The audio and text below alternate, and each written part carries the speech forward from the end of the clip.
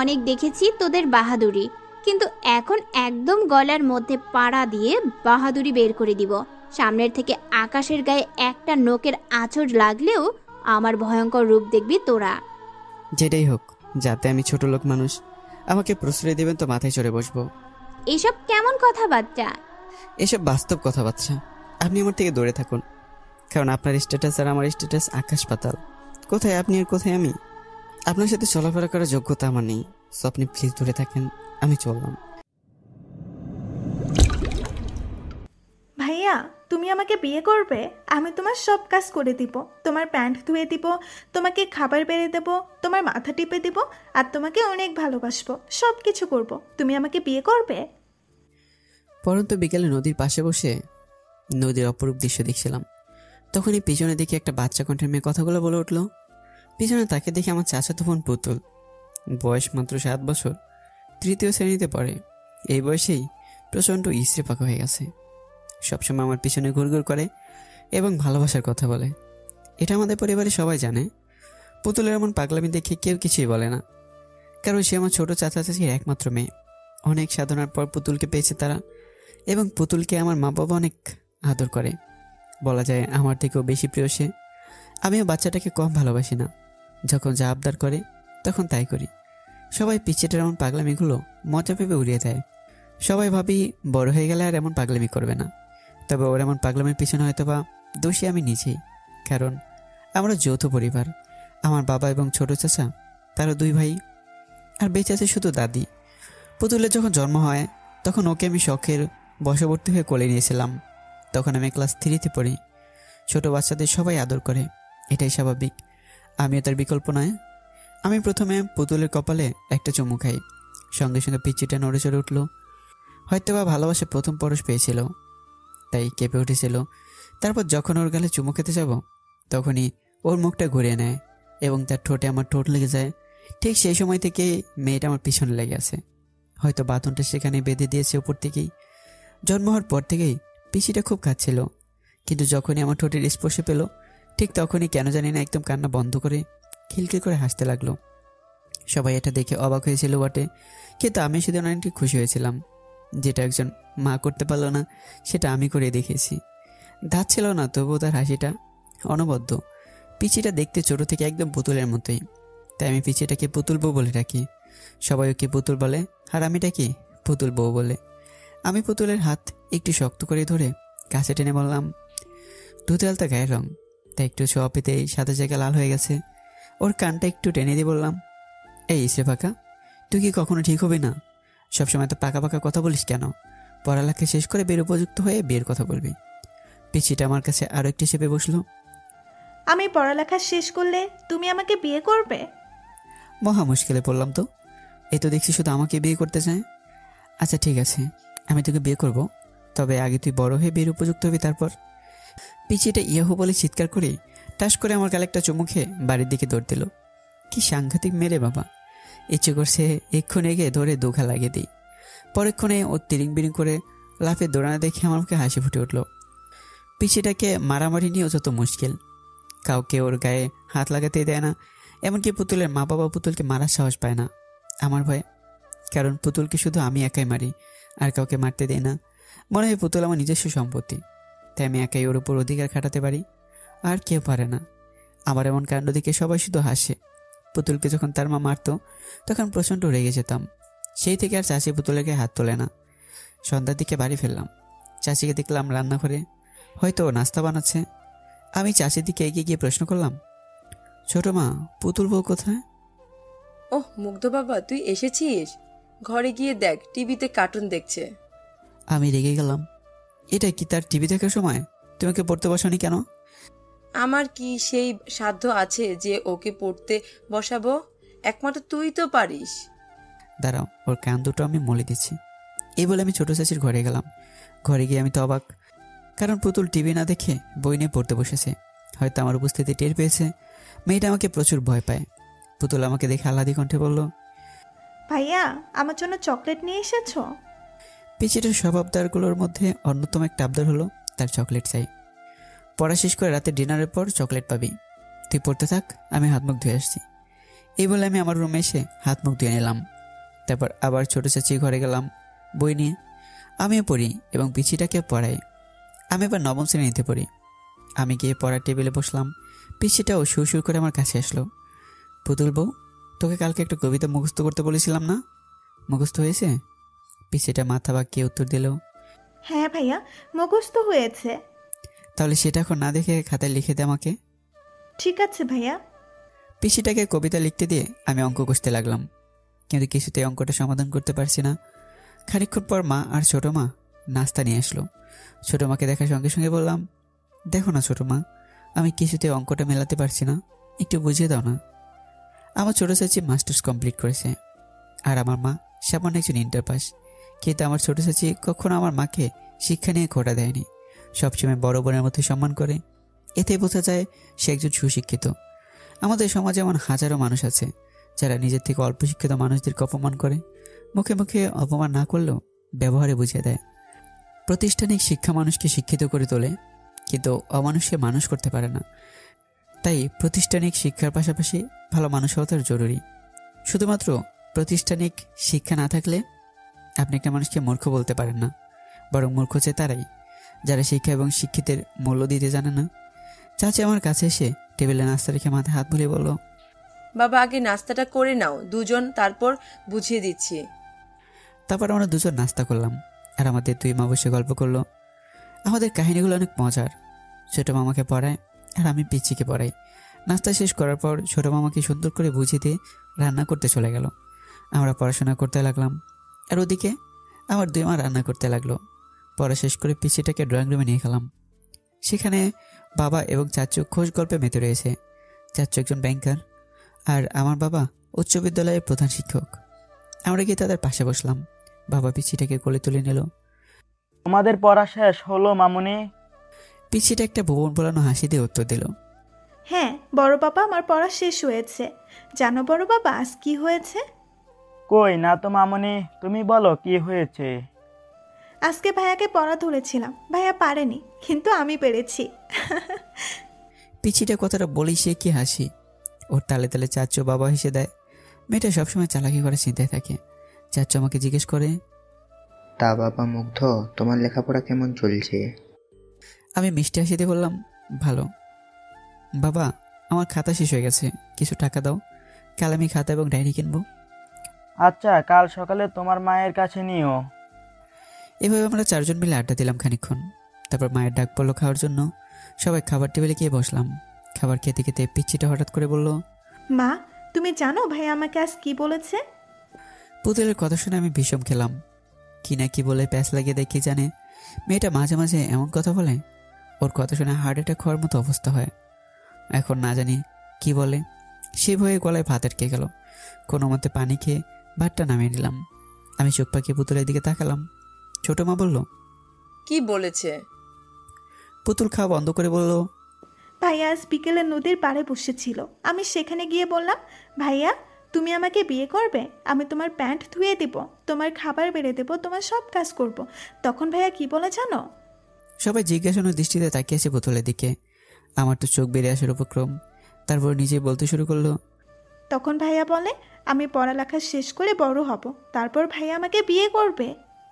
পুতুলের কথা শুনে সবাই হেসে দেয়। মা পুতুলকে কোলে নিয়ে বলে, তোমার ভাই একদম ঠিক বলেছে মামুনি, তুমি আগে লেখাপড়া শেষ করে বড় হও, তারপর তোমার ভাইয়ের সাথে তোমার বিয়ে দেবো, কেমন?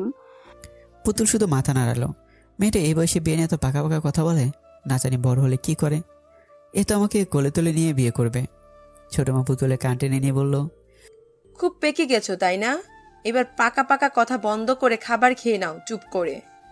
তারপর সবাই মিলে খাওয়া শেষ করলাম। খাওয়া শেষ করে আমি পিচ্চিটার হাতে দুটো চকলেট দিয়ে ঘুমাতে গেলাম। পিচ্চিটাও ঘুমিয়ে পড়ল। পরের দিন সকালে ঘুম থেকে উঠে মায়ের কাছ থেকে টাকা নিয়ে খাতা এবং ডায়েরি কিনতে গেলাম। খাতা কিনতে প্রায় 1/2 কিলোমিটার যেতে হয়। সাইকেল নিয়ে তাড়াতাড়ি গেলাম, কিন্তু পিচ্চিটা যে এমন কাণ্ড করবে ভাবতে পারিনি। খাতা এবং ডায়েরি আমার পড়ার টেবিলে রেখে গিয়েছিলাম গোসল করতে, কিন্তু সেদিকে খাতার ডায়েরি নেই। পুরো ঘর তন্ন তন্ন করে খুঁজেও যখন ডায়েরিটা পেলাম না, তখন চিৎকার করতে লাগলাম।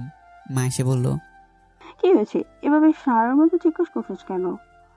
আমি মাকে দেখে চুপসে গেলাম। ভয়ের তো কণ্ঠে, আমার ডায়েরিটা কোথায় দেখেছো? আমি কিভাবে জানবো তোর ডায়েরি কোথায়? ভালো করে খুঁজে দেখ। এই কথা বলে মা চলে গেল। তারপর আর কোথাও খুঁজে পেলাম না ডায়েরিটা। ব্যাগে বই খাতা গুছিয়ে নাস্তা করতে গেলাম। নাস্তা শেষ করে এসে ব্যাগটা ঘাড়ে নিয়ে রওনা দিলাম স্কুল পথে। আর সকালে পিসিটাকে দেখলাম না, হয়তো ঘুমোচ্ছিল। ওকে স্কুলে নিয়ে যাওয়ার সময় ডাক দিয়েছিলাম, কিন্তু ও আমার ডাকে সাড়াই দেয়নি, তাই ছেড়ে চলে এসেছি। প্রথম পিরিয়ড শেষ হবার পর স্যার যখন হোমওয়ার্ক দিল, আমি হোমওয়ার্ক নোট করার জন্য খাতা বের করতে গিয়ে দেখি ডায়েরিটা আমার ব্যাগের ভেতর।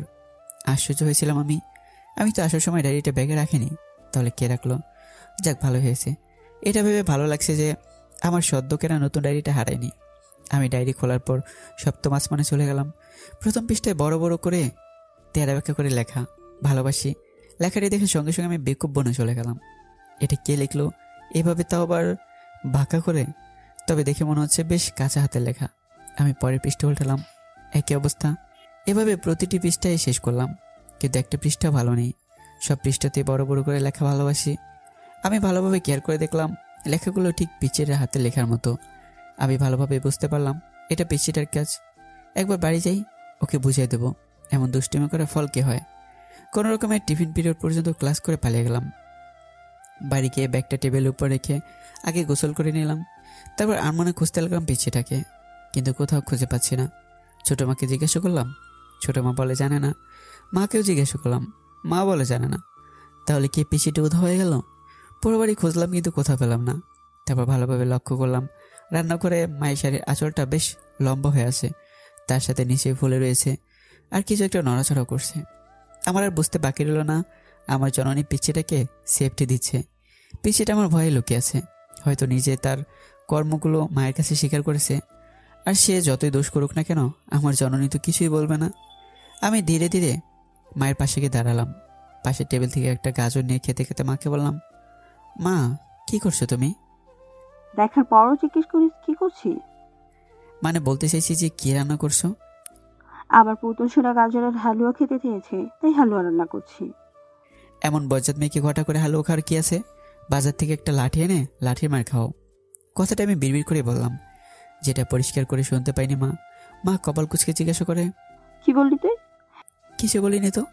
বললাম শুধু তোমার পুতুল শোনার জন্য রান্না করো, আর আমি তো তোমার কেউই না, আমার জন্য রান্না করতে হবে না। এমন ভাবে বলছিস যেন তোকে রেখে শুধু একা পুতুলকেই দেই, তাই না? তুইও তো বেশি খাস, তারপরও হিংসে করিস। যা, এভাবে আমার মান সম্মানকে প্লাস্টিক বানিয়ে দিল। না, কথার প্রসঙ্গ চেঞ্জ করতে হবে। আর যত তাড়াতাড়ি হোক কৌশল করে পিচিটাকে বের করতে হবে। ওকে তো আর জোর করে মায়ের আঁচল থেকে বের করতে পারবো না। বুদ্ধি করতে লাগলাম কি করা যায়। পেয়েছি। মা জানো পুতুল বউর জন্য কি নিয়ে এসেছি? কে এনেছিস?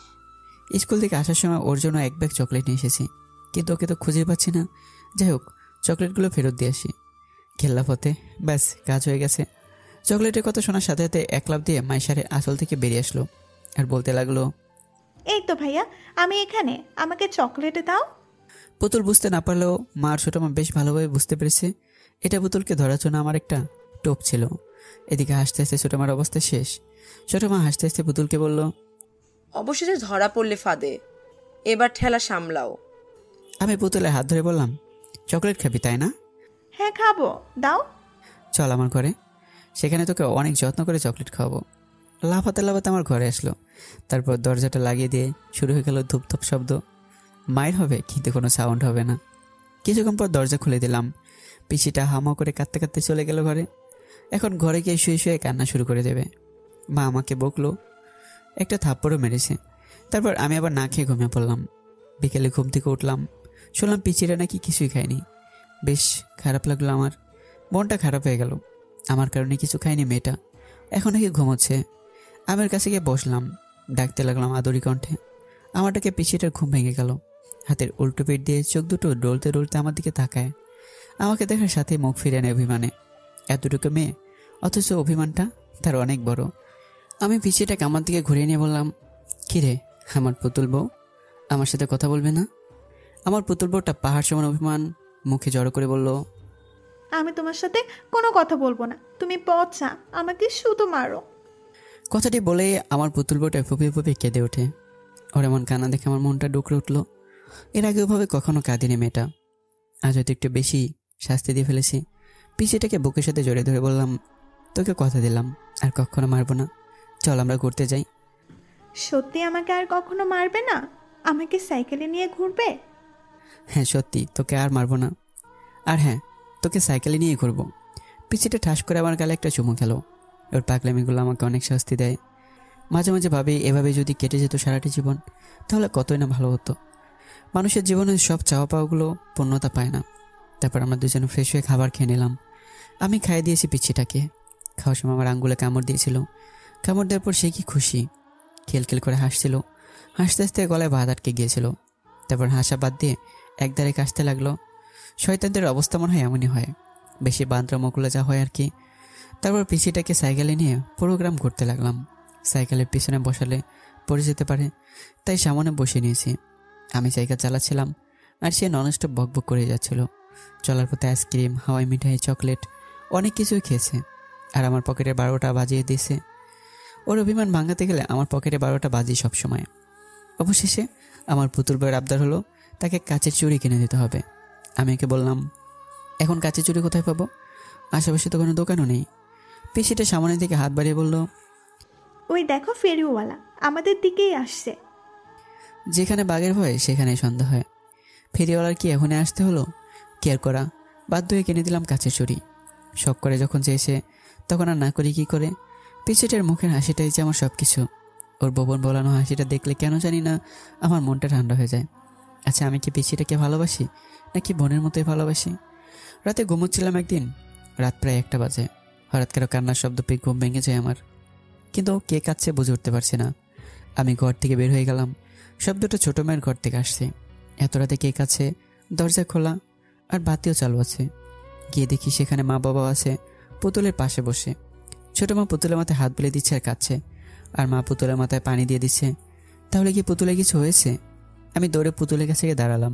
বেশ উত্তেজিত কণ্ঠে প্রশ্ন শুনলাম, ছোটো মা কী হয়েছে পুতুলের? আর তুমি কাঁদছো কেন? ছোটো মা কিছু বলার আগে চাচ্চু বলল, তেমন কিছু না, একটু জ্বর এসেছে শুধু। কথাটা শুনে আমার কেমন যেন খারাপ লাগলো। এখনকার জ্বর মোটেও সুবিধার না। যে মেয়েটা সারাদিন পুরো বাড়ি ছুটে বেড়ায়, এখন সেই মেয়েটা কিনা নিস্তব্ধ হয়ে বিছানায় শুয়ে আছে। এটা কি আদৌ মানুষই? আমি আমার পুতুল বউয়ের মাথায় হাত দিয়ে দেখলাম জ্বর প্রচুর। প্রচণ্ড রাগ উঠলো আমার। এতটুকু মেয়েকে কি এত কষ্ট রাখা ঠিক হচ্ছে? মা, পুতুল বউয়ের মাথায় পানি মুছে দাও। কেন? আমি পুতুল বউকে ডাক্তারের কাছে নিয়ে যাব। এত রাতে ডাক্তার কোথায় পাবি? দোকান তো বন্ধ। দোকান বন্ধ হয়েছে বলে কি হাত গুটিয়ে বসে থাকবো? আমি আর কাউকে কিছু না বলে একটা ট্রলি নিয়ে পুতুলের মাথা পানি মুছে দিয়ে ওকে কোলে নিয়ে ছুটতে লাগলাম। পিছন থেকে সবাই অনেক ডাকাডাকি করলো, কিন্তু কারো ডাকে সাড়া দিলাম না। তাই বাধ্য হয়ে বাবা এবং চাচু আমার পিছে পিছে আসতে লাগলো। এত রাতে পড়লে চিকিৎসকদের দোকান বন্ধ, তাই বাধ্য হয়ে ছুটতে হলো হাসপাতালের পথে। হাসপাতাল প্রায় 1 কিলোমিটার, তবু আমাকে থামা যাবে না। আমাদের বাড়ির প্রাণ পুতুল, যদি ওর কিছু হয়ে যায় তাহলে আমাদের বাড়িতে নিষ্প্রাণ হয়ে যাবে। তখন কার সাথে খেলাধুলা করব আর কাকেই এতটা ভালোবাসবো? পিছন থেকে বাবা এবং চাচু বারবার বলছে, পুতুলকে আমাদের কোলে দাও, আমরা নিয়ে যাচ্ছি, তুমি নিয়ে যেতে পারবে না এত দূর। কিন্তু আমি কারো কথা শুনছি না। একটা সময় আমি হাসপাতালে গিয়ে পৌঁছালাম। পুতুলকে নিয়ে সোজা একটা ডাক্তারের কেবিনে ঢুকলাম অনুমতি ছাড়াই। কেবিনে একজন মহিলা ডাক্তার বসেছিল। আমাকে দেখার সঙ্গে সঙ্গে বলল, এই কে তুমি? আর এভাবে একটা মেয়েকে কোথা থেকে নিয়ে এসেছো? আমি আন্টিটার কাছে গিয়ে কাঁদতে কাঁদতে বললাম, আন্টি, আমার পুতুল বউকে সুস্থ করে দিন, ওর অনেক জ্বর এসেছে। আমার পিছু পিছু বাবা এসে বলল, মুগ্ধ, এভাবে কারো অনুমতি ছাড়াও কেউ প্রবেশ করে? বাবা অনেকটাই রেগে তেড়ে আসতে লাগলো আমার দিকে। বাড়াবাড়ি ভালো, কিন্তু এতটা বাড়াবাড়ি করা ভালো না যেটাতে লোকে আমাদের মন্দ বলে। ডাক্তার আন্টি বাবাকে থামিয়ে দিয়ে বলে, থাক, ছেলেটাকে আর কিছু বলবেন না। আমার মতে সে ভুল করেনি। সে হয়তো তার পুতুল বউকে খুব ভালোবাসে, তাই কুল কিনারা হারিয়ে ফেলেছে। এই ভালোবাসাটা মেয়েটার জন্য প্রয়োজন। তারপর ডাক্তার আন্টি পুতুলকে দেখলো, জ্বর মেপে দেখলো 101 ডিগ্রি জ্বর। তারপর ডাক্তার আন্টি ওষুধ লিখে দিল। আমরা হাসপাতাল থেকে বেরোয় ফার্মেসি থেকে ওষুধ নিলাম। তারপর বাড়িতে আসলাম। সে রাতে পুতুল আমার সাথেই ঘুমিয়েছিল। সকালে ঘুমটি করে দেখি আমার বুকে মাথা রেখে ঘুমিয়ে আছে। সেদিন আবারও তার মায়া পড়ে গিয়েছিলাম আমি। মেয়েটা বড্ড মায়াবী, ও দুষ্টুমি সবাইকে মুগ্ধ করে দেয়। এভাবে কেটে যেতে লাগলো প্রতিটি প্রহর। পিসিটার সাথে খুনসুটিময় দিনগুলো পেরিয়ে যাচ্ছে। এভাবে কেটে গেল 1 বছর, কিন্তু এখনও পিসিটার দুষ্টুমি কমেনি। একদিন কোচিং সেন্টারে পরীক্ষা দিচ্ছিলাম। হঠাৎ আমার পুতুল বউটা দৌড়ে আমার কাছে চলে আসলো। এমন আচমকা ঘটনার জন্য মোটে প্রস্তুত ছিলাম না আমি। স্যার তো রেগে আগুন, আমাকে অনেক বকাচকা করে ক্লাস থেকে বের করে দিল। আমি মন খারাপ করে পিসিটাকে নিয়ে কোচিংয়ের বাইরে বের হয়ে গেলাম। একটা খোলা মাঠে নদী ধারে পিসিটাকে নিয়ে গেলাম। আজ কেন জানি না পিসিটার উপর রাগ করতে পারলাম না, পিসিটাকে মারতে পারলাম না, কারণ ওকে কথা দিয়েছিলাম যে আর কখনো ওকে মারবো না। আমি ওর সামনে হাঁটু গেড়ে বসে ওর গালে হাত রেখে বলি, খিরে পুতুল বউ, এভাবে কোচিংয়ের ভেতরে দৌড়ে এসেছিলি কেন? পিসিটা আমার প্রতি উত্তর না করে ফিক করে এসে দেয়। আমি ওর হাসির রহস্যটা বুঝে উঠতে পারলাম না। বেকুবের মতো প্রশ্ন শুনলাম, কি হয়েছে এভাবে হাসিস কেন? তুমি এখনো দেখোনি? আশ্চর্য, পিসিটা কি দেখার কথা বলছে? তুই কি দেখার কথা বলছিস? এবার পিসিটা দাঁত কেলে দেখালো ওর 2টা দাঁত নেই, তার মানে দাঁত পড়েছে। ওর ফোকলা দাঁতের হাসিটা অসম্ভব সুন্দর লাগছে। আমি পিসিটাকে রাগানোর জন্য বললাম, কি রে, তোর 2টা দাঁত নেই? ইঁদুরে নিয়ে গেছে? এখন তো আর তো দাঁত উঠবে না, কি করবি তাহলে? পিসিটা আমাকে অবাক করে দিয়ে বলল, কে বলেছে আমাকে আমার দাঁত ইঁদুর নিয়ে গেছে? আমার দাঁত তো আমার কাছেই আছে। এই বলে পিসিটা তার হাটের মুঠো খুলে আমাকে দেখালো। কি আশ্চর্য ঘটনা, 2টো দাঁত নিয়ে এসেছে সে আমাকে দেখানোর জন্য। কেমন শয়তান মেয়ে! মানুষ দাঁত ইঁদুরে গর্তে কিংবা ঝোপঝাড়ে ফেলে দেয়, কিন্তু এই মেয়েটা দাঁত হাতে নিয়ে ঘুরে বেড়াচ্ছে। ভাবা যায় এগুলো। পিসিটা আবার বলতে লাগলো, তুমিই তো বললে আমার দাঁত ইঁদুর নিয়ে গেছে, কিন্তু আমি ইঁদুরকে আমার দাঁত দেইনি। আমার দাঁত আমি আমার কাছেই রেখে দিয়েছি। আমার অপমান আমাকে ফিরে দিলি? তারপর পিচিটা কিনে নানান জায়গায় ঘুরে বেড়ালাম। পিচিটা আবদার করলো সে নাকি পার্কে যাবে, আমিও নিয়ে গেলাম। সে শুধু আমার সাথে ঘুরছে, কিন্তু কিছু খেতে চায় না। কিরে, কিছু খাবি? পিচিটা মাথা নাড়িয়ে না সুযোগ উত্তর দেয়। মুখে না বললে মন কি চায় সেটা আমার ভালোভাবে জানা আছে। সে হয়তো একটু বুঝতে শিখেছে আমার অবস্থাটা। সে হয়তো বুঝতে পেরেছে আমি ইনকাম করি না, তাই তো এখন আর বেশি আবদার করে না। আমি ওকে একটা আইসক্রিমের দোকানে নিয়ে গিয়ে আইসক্রিম কিনে দিলাম।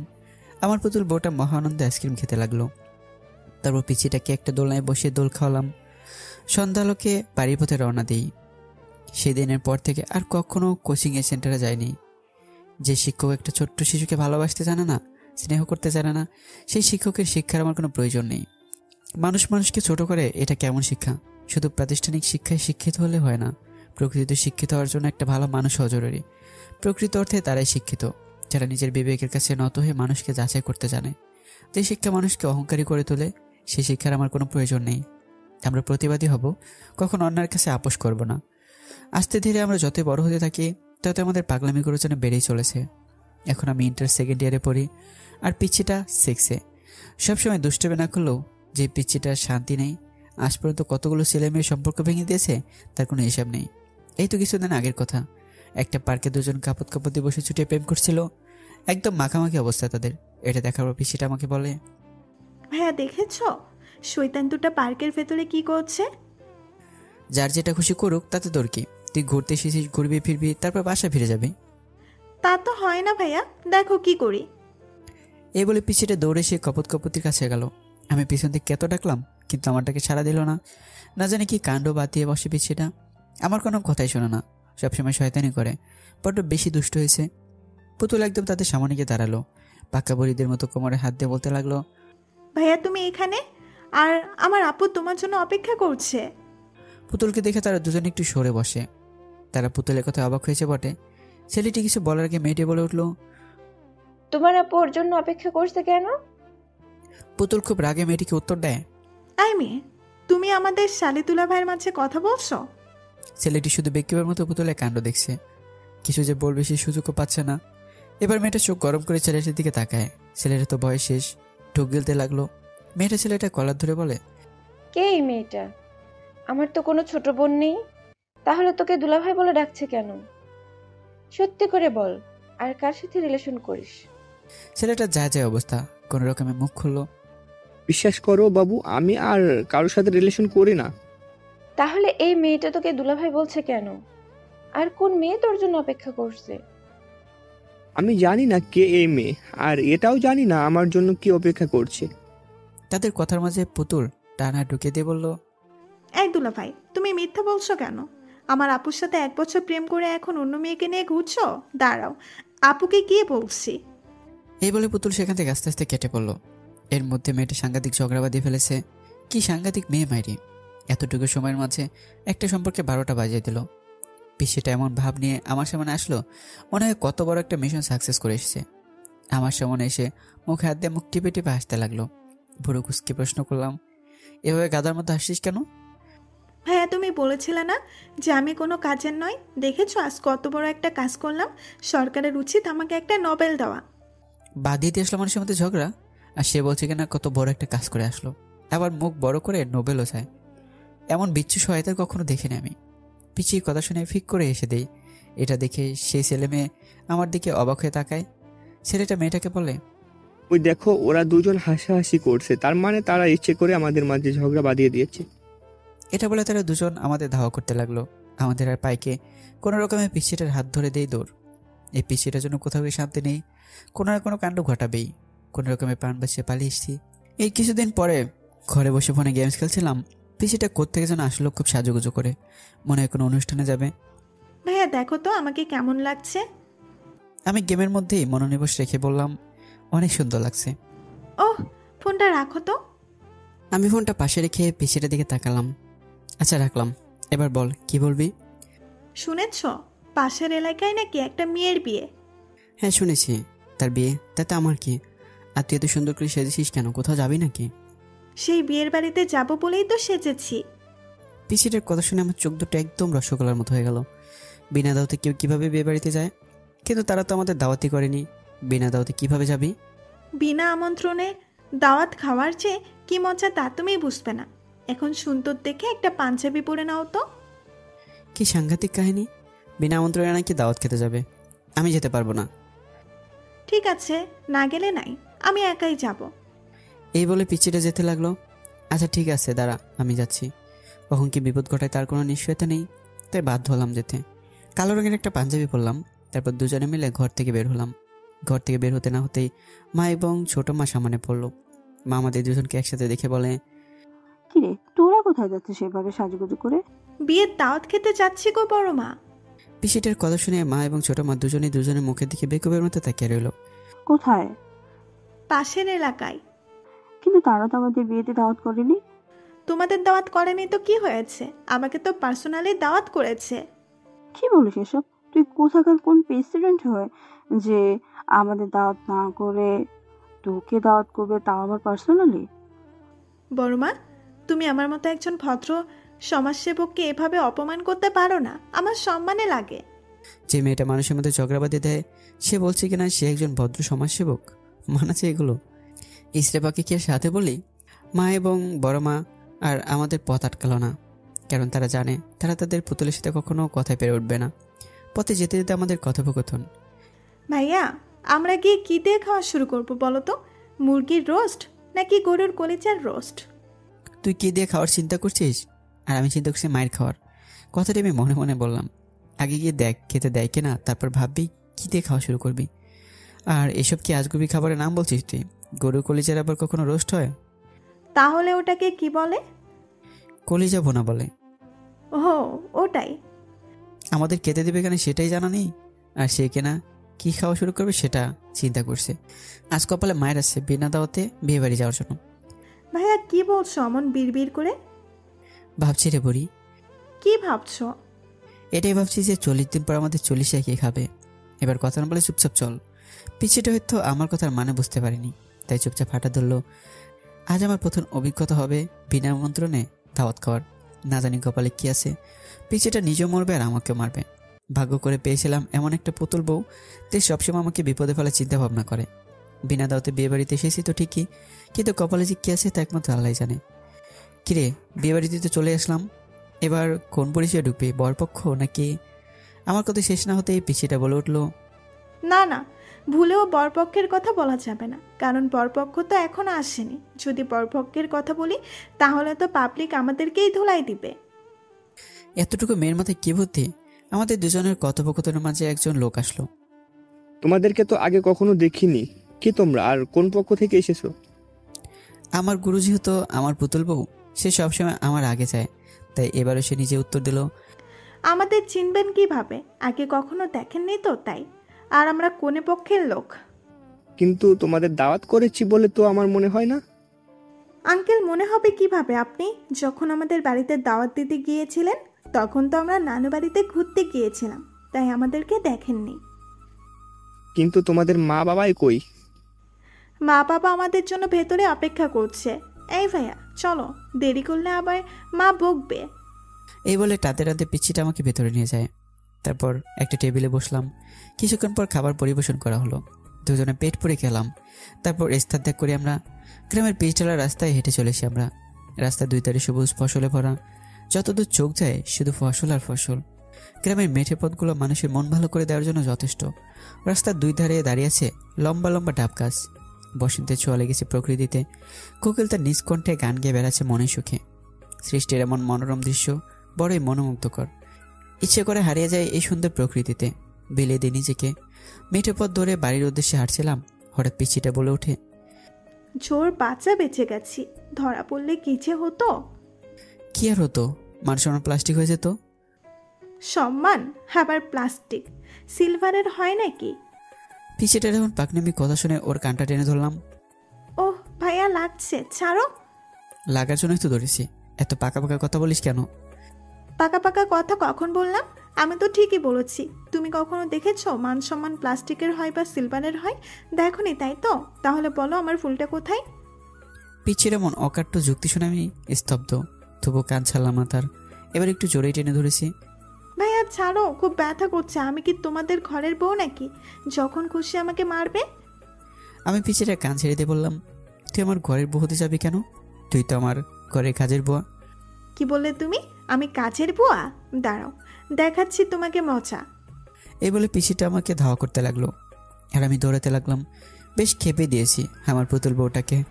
এখন কোনোভাবেই তার হাতে নিজেকে ধরা দেওয়া যাবে না। ধরা দিলে বিপদ, কারণ না জানি কতটা রেগে আছে। আর ধরতে পেলেই ধরাই তো অবশ্যই দেবে। দুজনে প্রাণপণে ছুটছি। বিয়ে বাড়িতে যতটুকু খাবার খেয়েছি দৌড়াতে দৌড়াতে সব হজম হয়ে গেছে। তাহলে লাভটা কি হলো? আজ আমার পরীক্ষার রেজাল্ট দিয়েছে। ঘরে মন খারাপ করে বসে আছি। এমন সময় পিচ্ছিটা আসলো আমার ঘরে। এসে বলে, ভাইয়া তোমার তো আজকে রেজাল্ট দিয়েছে, তুমি মন খারাপ করে বসে আছো কেন? পুতুল, আমার মন খারাপ আছে, আমাকে একটু একা থাকতে দে, তুই যা। পুতুল কিছু না বলে চলে গেল। ড্রয়িং রুমে মা এবং ছোট মা বসে গল্প করছিল। সেখানে গিয়ে মাকে বলল, বড় মা, তোমার ছেলে পরীক্ষায় ফেল করেছে। দুজনে গল্প করছিল। পুতুলের এমন কথায় দুজনে চমকে ওঠে।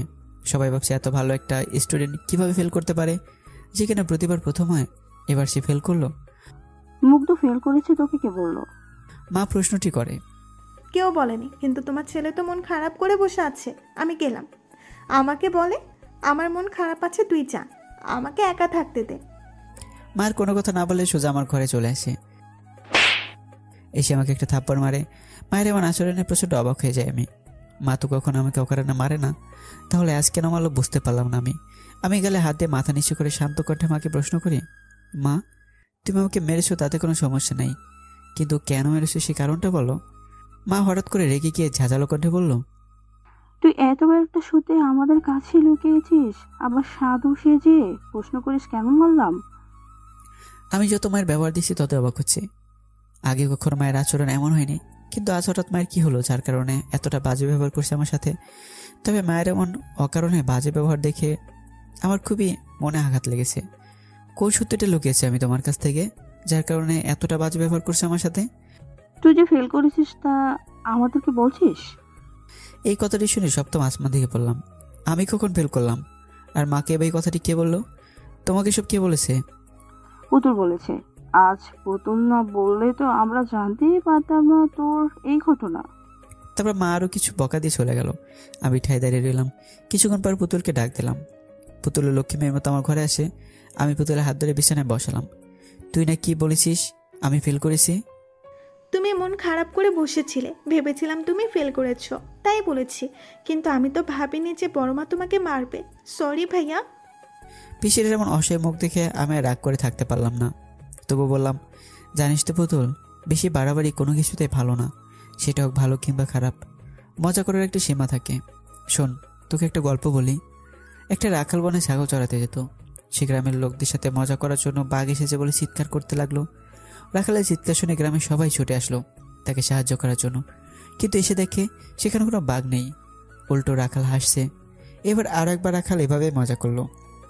গ্রামের লোকেরা ছুটেও আসলো রাখালকে বাঁচাতে, কিন্তু রাখাল আবারও হাসতে লাগলো। এমনিভাবে তৃতীয় দিন সত্যি সত্যি বাঘ চলে আসে এবং রাখাল প্রাণ বাঁচানোর জন্য চিৎকার করে সাহায্য চাইতে লাগলো। কিন্তু এবার গ্রামের লোকেরা মজা ভেবে সাহায্য করতে এগিয়ে আসেনি, বাঘরাগালকে খেয়েও নেয়। এই গল্পটি শুনে তুই কি বুঝলি? অকারণে মজা করা আর আমাদের ঠিক না। অকারণে মজা করলে নিজেদেরই বিপদে পড়তে হয়। এই তো ভালো মেয়ে। ভাইয়া, তোমার খুব লেগেছে তাই না? না রে পাগলি, লাগেনি। ওটা তো মায়ের ভালোবাসা পরশ ছিল, লাগবে কেন? এখন তুই যা। মা আমার যে গেলে থাপ্পড় মেরেছিল, পুতুল ঠাস করে সে গেলে একটা চুমুকে চলে যায়। আমি বুঝি নাই মেয়েটির কাণ্ডগুলো, কখন কি করে বোঝাই মুশকিল। এত বড় হয়েছে এখনো, তবুও দুষ্টুমি গেল না। বিশেষ করে পাগলামিগুলোর জন্য ওর উপরে বেশিক্ষণ রেগে থাকতে পারি না। বিকেলবেলা মন খারাপ করে ড্রয়িং রুমে বসেছিল মা। বাবা খুশি মনে বাজার থেকে এসে মিষ্টি নিয়ে বাসায় বাড়িতে ঢুকলো। বাড়িতে ঢুকে দেখে মা মন খারাপ করে বসে রয়েছে। বাবা মায়ের পাশে গিয়ে বসলো। বাবা মিষ্টির প্যাকেটটা খুলে একটা মিষ্টি মায়ের দিকে ধরে তারপরে বলে, কি রেহনুমা, তুমি মন খারাপ করে বসে আছো কেন? আজ তো তোমার খুশি হওয়ার কথা। না, তা না করে তুমি মন খারাপ করে বসে আছো। এই নাও মিষ্টি খাও। মা মুখ গোমড়া করে উত্তর দেয়, আর মিষ্টি কিসের জন্য খুশি হব বলো? মায়ের কথা শুনে বাবা কিছুটা অবাক হয়। কিসের জন্য খুশি হবে মানে? তোমার ছেলে পরীক্ষা ফেল করেছে, তার জন্য খুশি হব। বাবা মনে মনে ভাবছে, রেহনুমা কি মাতাল হয়ে গেছে নাকি যে এসব আবল তাবল বকছে? তোমার ছেলে প্রত্যেকবারের মতো এবারও জিপিএ 5 পেয়েছে, আর তুমি বলছো তোমার ছেলে ফেল করেছে? তোমাকে কে বললো এই কথাটি? বাবার কথা শুনে মায়ের হার্ট অ্যাটাক করার মতো অবস্থা। তুমি কি বলছো আমাদের মুগ্ধ ফেল করেনি? তাহলে যে পুতুল বলল মুগ্ধ ফেল করেছে, তাই তো আমি ওকে গিয়ে বকাঝকা করলাম। ছেলেটা মন খারাপ করে না খেয়ে বসে আছে, আমি ওকে মেরেছি তবুও কিছু বলেনি। আর আমি যে ওকে মারলাম, ও বলবে না যে ওর রেজাল্ট ভালো করেছে? তা না করে মুখ বুঝে সব সহ্য করে নিল। এটা তুমি অন্যায় করছো। না জেনে কাউকে কিছু বলা ঠিক না। আর আমাদের পুতুল মামুনি তো সব সময় মজা করে, ওর কথা তোমার সিরিয়াসলি নেওয়া ঠিক হয়নি। সত্যি ছেলেটার প্রতি অবিচার করেছি, না জানি কতখানি অভিমান করে আছে তার মায়ের উপর। আমাদের ছেলেকে আমি ভালোভাবে চিনি, ওকে যতই শাসন করো না কেন, তুমি ওর মা। তুমি যদি ওর কপালে আদর করে একটা চুমু খাও, তাহলেই দেখবে ওসব রাগ অভিমান নিমিষেই শেষ হয়ে গেছে। এখন নাও মিষ্টি মুখ করো, আমাদের একমাত্র ছেলে এত বড় বড় উপহার দিচ্ছে আমাদেরকে। মা এবং বাবা একে অপরকে মিষ্টি খেয়ে দেয়। তারপর মা একটা মিষ্টি নিয়ে আমার ঘরে আসে। এসে দেখে আমি মন খারাপ করে টেবিলে মাথা নিয়ে বসে আছি। মা বেশ কয়েকবার ডাক দেয়, কিন্তু আমার কোনো সারা শব্দ নেই। মা চিন্তিত একটু এগিয়ে আসে, আমার মাথা তুলে দেখে আমি কাঁদতে কাঁদতে ঘুমিয়ে গেছি। চোখে পানি শুকিয়ে গেছে। মা আমার চোখের পানি মুছে দিয়ে কপাল একটা ভালোবাসার পরশ দেয়। মায়ের চুমু খাওয়ার সঙ্গে সঙ্গে আমার ঘুম ভেঙে যায়। তাকিয়ে দেখি মায়ের চোখ দিয়ে পানি পড়ছে। আমি কখনো মায়ের চোখের পানি সহ্য করতে পারি না, কিন্তু এখন আমার জননী আমার সামনেই কাছে। এটা আমার জন্য পৃথিবীর সবচেয়ে বড় কষ্ট দেখা একটা বিষয়। আমি মায়ের চোখের পানি মুছে দিয়ে বললাম, মা তুমি কাঁদছো কেন? কি হয়েছে তোমার? আমি তোর প্রতি অনেক বড় অবিচার করে ফেলেছি বাবা। আমি পুতুলের কথাকে সত্যি মনে করে তোকে মেরেছি, কিন্তু আমি তো জানতাম না তুই অনেক ভালো রেজাল্ট করেছিস। তোর বাবাই আমাকে বলল। কাঁদতে কাঁদতে কথাই বললো, মা তুমি একদম কাঁদবে না। তুমি জানো না আমি তোমার চোখের পানি সহ্য করতে পারি না। তোমার চোখের পানির এক ফোঁটা একটা মুক্তোর সেও দামি। প্লিজ মা কেঁদো না। মার কিছু না বলে আমাকে জোরে ধরে কেঁদে দেয়। আমি মাকে জোরে ধরি। এমন সময় আমাদের পুতুল মহারানী সেখানে হাজির। সে প্রচণ্ড মন খারাপ করেই এসেছে। এসে বলে, বড় মা, আমার ভুল হয়ে গেছে, আমি বুঝতে পারিনি যে। মা পুতুলকে আর কিছু বলতে না দিয়ে পুতুলকে আমাদের সাথে জড়িয়ে নেয়। এভাবে কিছুক্ষণ অতিবাহিত হওয়ার পর মা আমাকে এবং পুতুলকে একটা মিষ্টি ভাগাভাগি করে দেয়। তারপর মা আমাকে বলে, তুই কেন বলিসনি যে তুই জিপিএ 5 পেয়েছিস? আর মন খারাপ করে বসেছিলি কেন? আমি জানি না কেন তোমাদেরকে বলিনি যে আমি ভালো রেজাল্ট করেছি, কিন্তু মন খারাপ করে বসেছিলাম একটা কারণে। আমাদের এলাকাতে কোনো ভার্সিটি নেই যে সেখানে নিজের পড়ালেখাটা চালিয়ে যাব। এখন তো আমাকে তোমাদেরকে ছেড়ে দূরে কোথাও গিয়ে পড়ালেখা করতে হবে, তাই মনটা খুব খারাপ। কখনো তোমাদেরকে ছেড়ে থাকেনি তো, তাই কষ্টটা একটু বেশি। আর আমার পুতুল বউকে ছেড়ে কীভাবে থাকবো? ওর সাথে দুষ্টুমি করেই তো প্রতিটা প্রহর কাটে। মা আমার মাথায় হাত বুলিয়ে দিল। মন খারাপ করে না বাবা, তুই তো আর সারা জীবনের জন্য চলে যাচ্ছিস না, এই তো কিছু বছর, তারপরেই তো আবার চলে আসবি। আমি আর কিছু বললাম না। মা চলে যায়। সেদিন রাতে ঘরে শুয়ে শুয়ে একটা গল্পের বই পড়ছিলাম। হঠাৎ ছোট মামার ঘরে আসে। এসে আমার মাথার পাশে বসে আমার মাথাটা ছোট মায়ের কোলে তুলে নেয়। তারপর চুলে বিলি কাটতে শুরু করে। আমি কিছু বললাম না। চোখ দুটো পরম আইসে বন্ধ করে ছোট মায়ের আদর খেতে লাগলাম। হঠাৎ ছোট মা বলে ওঠে, বাবা মুগ্ধ। যখন ছোট মা একা থাকে তখন আমি ছোট মাকে শুধু মা বলে ডাকি।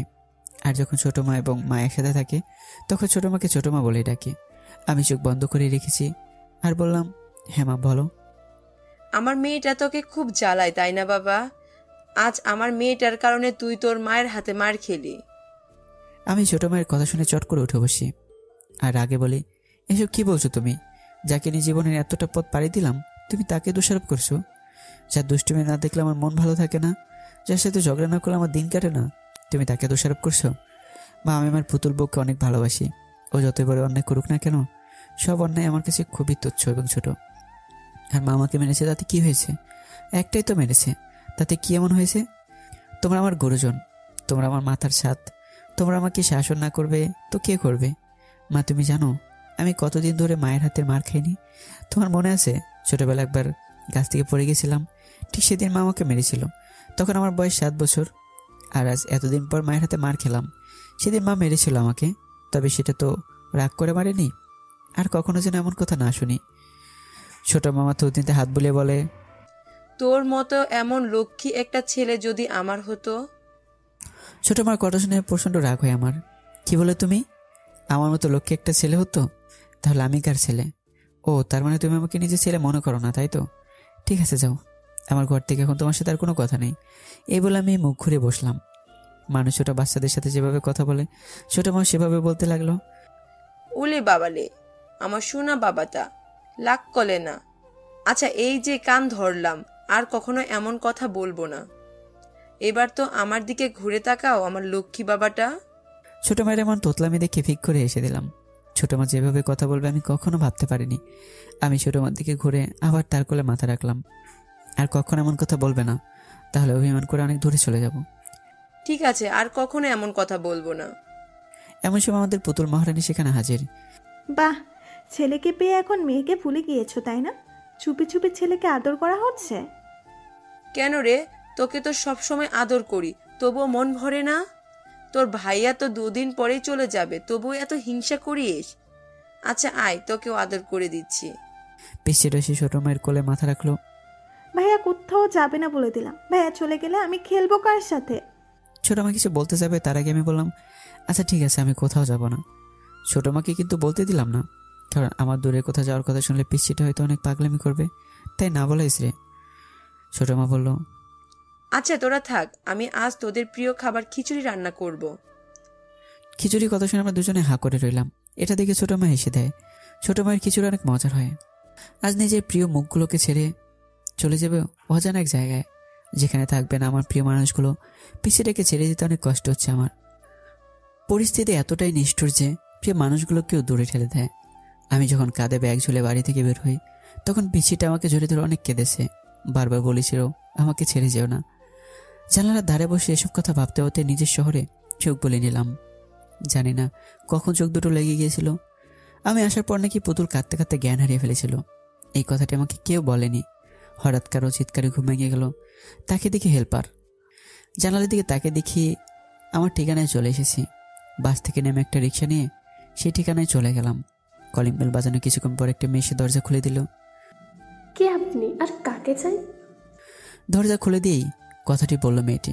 আমি শান্ত কণ্ঠে জবাব দিলাম, জি আমি মুগ্ধ, এটা আসলাম চাচার বাড়ি না? মেয়েটি কিছু বলার আগে বাড়ির ভিতর থেকে একটা শব্দ ভেসে আসলো। কে এসেছে রে মা? মেয়েটি আমাকে দরজায় দাঁড় করিয়ে রেখে উত্তর দিল, মুগ্ধ নামের একটি ছেলে এসেছে, তোমাকে খুঁজছে। আরে ওকে বাইরে দাঁড় করিয়ে রেখেছিস কেন? ভেতরে নিয়ে আয়।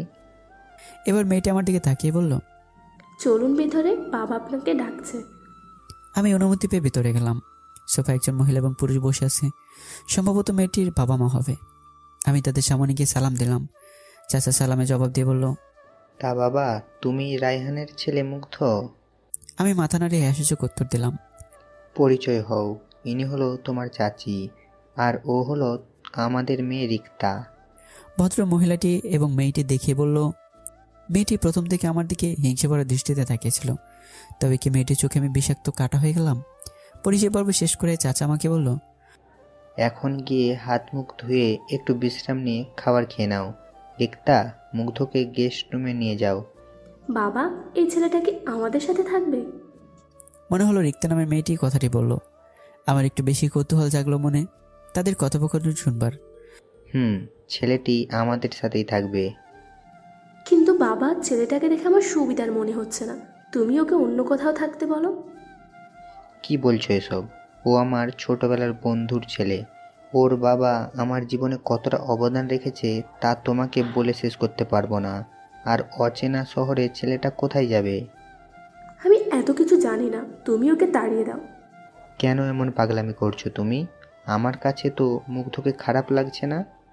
এবার রিক্তার মা বলে উঠল, তোমার মেয়ে তো ঠিকই বলেছে, এভাবে অচেনা একটা ছেলেকে বাসায় জায়গা দেওয়াটাই মোটেও ঠিক হবে না। তাছাড়া সে তোমার বন্ধুর ছেলে বলে কি তোমাকে উদ্ধার করে দিয়েছে নাকি? আমারও ছেলেটাকে ভালো লাগেনি। বলা তো যায় না কখন কি বিপদ ঘটিয়ে বসে। আমাদের ঘরে এত বড় একটা মেয়ে। ভদ্রমহিলা আর কিছু বলার আগে চাচা বলল, তুমি চুপ করবে? সব সময় শুধু উল্টাপাল্টা চিন্তা করো। ছেলেটির মধ্যে কি এমন খারাপ দেখলে যে যার জন্য মনে হলো সে একটা জঘন্য কাজ করতে পারে? মানুষকে ভালোবাসতে শিখো, তাহলেই না মানুষের মর্মটা বুঝবে। রিক্তা বলে ওঠে, বাবা, তুমি ওকে অন্য কোথাও থাকতে বলো, না হলে আমি কিন্তু এখানে থাকবো না। এই কথা বলে রিক্তা চলে যায় তার ঘরে। ভদ্রমহিলা আর থাকলো না, স্থান ত্যাগ করে। আমি ঘরে ঝুলতে থাকা ফ্যানের দিকে তাকিয়ে নিজেকে বলতে লাগলাম, মানুষ কতটা বিচিত্র হতে পারে। তা না হলে একটা অচেনা মানুষকে নিয়ে এতটা জঘন্য ভাবনা কিভাবে মনের মধ্যে পুষতে পারে। তাদের কথোপকথন শুনে আমার খুব একটা খারাপ লাগলো না, কারণ জীবনে যতটুকু পথ পাড়ি দিয়েছি এতে পৃথিবীর মানুষ সম্পর্কে বেশ ভালোই ধারণা পেয়েছি। পৃথিবী যতটা না অদ্ভুত, তার থেকেও বেশি অদ্ভুত এই পৃথিবীর বসবাসকারী মানুষরা। আমি বুঝে গিয়েছি এখানে আমার আর থাকা হবে না, আর থাকলে খুব সংগ্রাম করে থাকতে হবে। আর আমার মনে হয় এই সংগ্রামের কোনো মানে হয় না। মাঝে মাঝে কিছু কিছু জায়গায় প্রতিবাদ না করাই ভালো। এতে বোঝা যায় কোনটা মুখোশধারী মানুষ আর কোনটা ভালো মানুষ। আমি মুঠোফোনটি হাতে নিয়ে মাকে কল করলাম। দুবার রিং বাজতে কলটা রিসিভ করলো। আমি কিছু বলার আগে মা বলল, তুই ঠিকভাবে পৌঁছে গিয়েছিস তো বাবা? যেতে কোনো অসুবিধা হয়নি তো? মায়ের কথা শুনে নিঃশব্দে একটা মুচকে হাসি দিলাম। মায়ের কাছে এখন সেই ছোট্ট মুখ ধরে রয়ে গেলাম। পৃথিবীর সকল মা বাবার কাছে তাদের সন্তানরা ছোটই থেকে যায়, বড় হয়ে যায় শুধু সন্তান নামক কিছু অমানুষরা, যারা মা বাবার উপর অত্যাচার করে। হ্যাঁ মা, আমার আসতে কোনো অসুবিধা হয়নি। বাড়ির সবাই কেমন আছে মা? সবাই ভালো আছে, কিন্তু পুতুল কেঁদেই চলেছে। কাঁদতে কাঁদতে জ্ঞান হারিয়ে ফেলেছিল একবার। কথাটি শুনে আমার হাসি মুখটা মলিন হয়ে গেল। কি বলছো মা? পুতুল জ্ঞান হারিয়ে ফেলেছে আর তোমরা আমাকে বলনি? বলে কি হতো? চিন্তা ছাড়া কি আর কিছু করতে পারতি? এখন কি করছে? এখন একটু ঘুমিয়েছে। আচ্ছা মা, বাবা কোথায়? এই তো আমার পাশে, নে কথা বল। এই বলে মা বাবার হাতে ফোনটি দিল। হ্যাঁ বাবা বল, কি খবর তোর? ভালো বাবা। বাবা কিছু বলতে গিয়ে আটকে গেলাম। কি রে, কিছু বলবি? বাবা, আমি এখানে থাকতে চাই না। কেন? বাবা, আমি এখানে থাকতে পারবো না, এদের বাসা আমার পছন্দ হয়নি। তাহলে তোর আঙ্কেলকে বল একটা বাড়ি দেখতে। ঠিক আছে বাবা। তারপর টুকিটাকি কথা বলে কল কেটে দিলাম। যাকে একটা ব্যবস্থা হয়ে গেল। কিছুক্ষণ পরে রিক্তা ডাকতে এলো খাওয়ার জন্য। আমি কিছু না বোঝার ভান করেই খাবার খেতে গেলাম। তোমার বাবা বলল তুমি নাকি আমাদের সাথে থাকবে না। কেন বাবা, এখানে কি তোমার অসুবিধা হবে? খাবার খাওয়ার সময় চাচা কথাটি বলল, না চাচা, কোনো সমস্যা নেই। তাহলে যে তোমার বাবা বলল তুমি এখানে থাকবে না? আসলে আমি একলা থাকতে একটু বেশি পছন্দ করি তো, তাই এজন্য বাড়িতে কেউ আমাকে বেশি ডিস্টার্ব করতো না। আচ্ছা, যেমনটা তোমার ইচ্ছে। তারপর সবাই খাওয়া শেষ করলাম, কিছু সময় বিশ্রাম নিলাম। তারপর আমি, রিক্তা এবং চাচা বের হলাম বাসা দেখার জন্য। তাদের পাশেই বাসাটা। একলা মানুষ, তাই বেশি দেখাশোনা করলাম না। সদার মধ্যে সবকিছু গোছগাছ করে নিলাম। আমার পুতুল বউর সাথে কথা বলবো বলে কল দিলাম মাকে। মা বলল, বাবা, তোর বাড়ি পছন্দ হয়েছে? হ্যাঁ মা, হয়েছে। আচ্ছা মা, পুতুল কি এখনো ঘুমায়? না, ঘরে বসে আছে মন খারাপ করে। আচ্ছা, ফোনটা পুতুলকে দাও। মা পুতুলের কাছে গিয়ে বলল, পুতুল মামুনি, তোমার ভাইয়ে ফোন করেছে, তোমার সাথে কথা বলবে। না, আমি কথা বলবো না। ফোনের উপাস থেকে আমি স্পষ্ট নাক ডাকার শব্দ পাচ্ছি। তার মানে পুতুল এখনো কাঁদছে। আমি মাকে বললাম, মা পুতুলকে বলে দাও আমার সাথে কথা না বললে আমি কখনো বাড়ি ফিরবো না। মা পুতুলকে কথাটি বলার সঙ্গে সঙ্গে পুতুল চিৎকার করে ফোনটা হাতে নিয়ে নিল। ফোন কানে নিয়ে শুধু কাঁদছে। পিছিটা চোখের এক এক ফোঁটা আমার বুকে তীরের মতো বিঁধতে লাগলো। না জানি পিছিটা চোখের পানি আমাকে কেন এতটা আঘাত করে। আমি চোখের কোণে জমে থাকা ফোঁটা ফোঁটা পানি মুছে নিলাম। আমার পুতুল বউটা কিভাবে কাঁদবে, নাকি আমার সাথে কথা বলবে? আমি তোমার সাথে কোনো কথা বলবো না। তুমি খুব বচ্চা, আমাকে একা ফেলে চলে গেছো। এখন আমি কার সাথে খেলবো? আমাকে কে পড়াবে? আমাকে তো তুমি ছাড়া আর কেউ পড়াতে পারে না। কথাগুলো বলে ডুকরে ডুকরে কেঁদে ওঠে পুতুল। ওর এমন বেদনাময় কথাগুলো আমার বুকের ভেতরটা দুমড়ে মুছতে দিল। ইচ্ছে করছে এখনই ছুটে চলে যায় পিসিটার কাছে। পুতুল বউ, তুই যদি আর একবার কাঁদিস তাহলে আমি আর কখনো বাড়ি ফিরবো না বলে দিলাম। কথাটি বলে সঙ্গে সঙ্গে কান্না বন্ধ। যাক, ওষুধ কাজে দিয়েছে। তাহলে তুই জাদু দেখবি? তুমি তো অনেক দূরে, তাহলে দেখবো কিভাবে? চাইলেই যায়। আমার পড়ার টেবিলে ডয়ারে গিয়ে দেখ, তোর জন্য চকলেট রাখা আছে। আর প্রতিদিন সকালে গিয়ে দেখতে পারবি তোর জন্য চকলেট রাখা থাকবে। কিন্তু তুমি তো অনেক দূরে, তাহলে কে আমার জন্য চকলেট রাখবে? এটাই তো জাদু। তুই যখন ঘুমিয়ে পড়বি তখন একটা পরে গিয়ে চকলেট রাখবে তোর জন্য। পিসিটার কোনো কথা না শুনে ফোন রেখে দৌড় দিল আমার ঘরে। চকলেটের জন্য একদম পাগলি। দীর্ঘ 5 বছর পর আজ বাড়িতে ফিরছি। নিজের অনুভূতি আজ অন্যরকম লাগছে। প্রিয় মানুষের মুখগুলো দেখবো বলে আজ আবার সে আমার পিসিটাকে দেখতে পারবো। না জানি পিসিটা কত বড় হয়ে গেছে। আমাকে দেখলে কি চিনতে পারবে, নাকি আমি তাকে দেখলে চিনতে পারবো? জানি না কি উপহার অপেক্ষা করছে আমার জন্য। দীর্ঘ সময় জার্নি করার পর বাড়ির সামনে এসে নামলাম। সবকিছু কতটা পরিবর্তন হয়ে গেছে।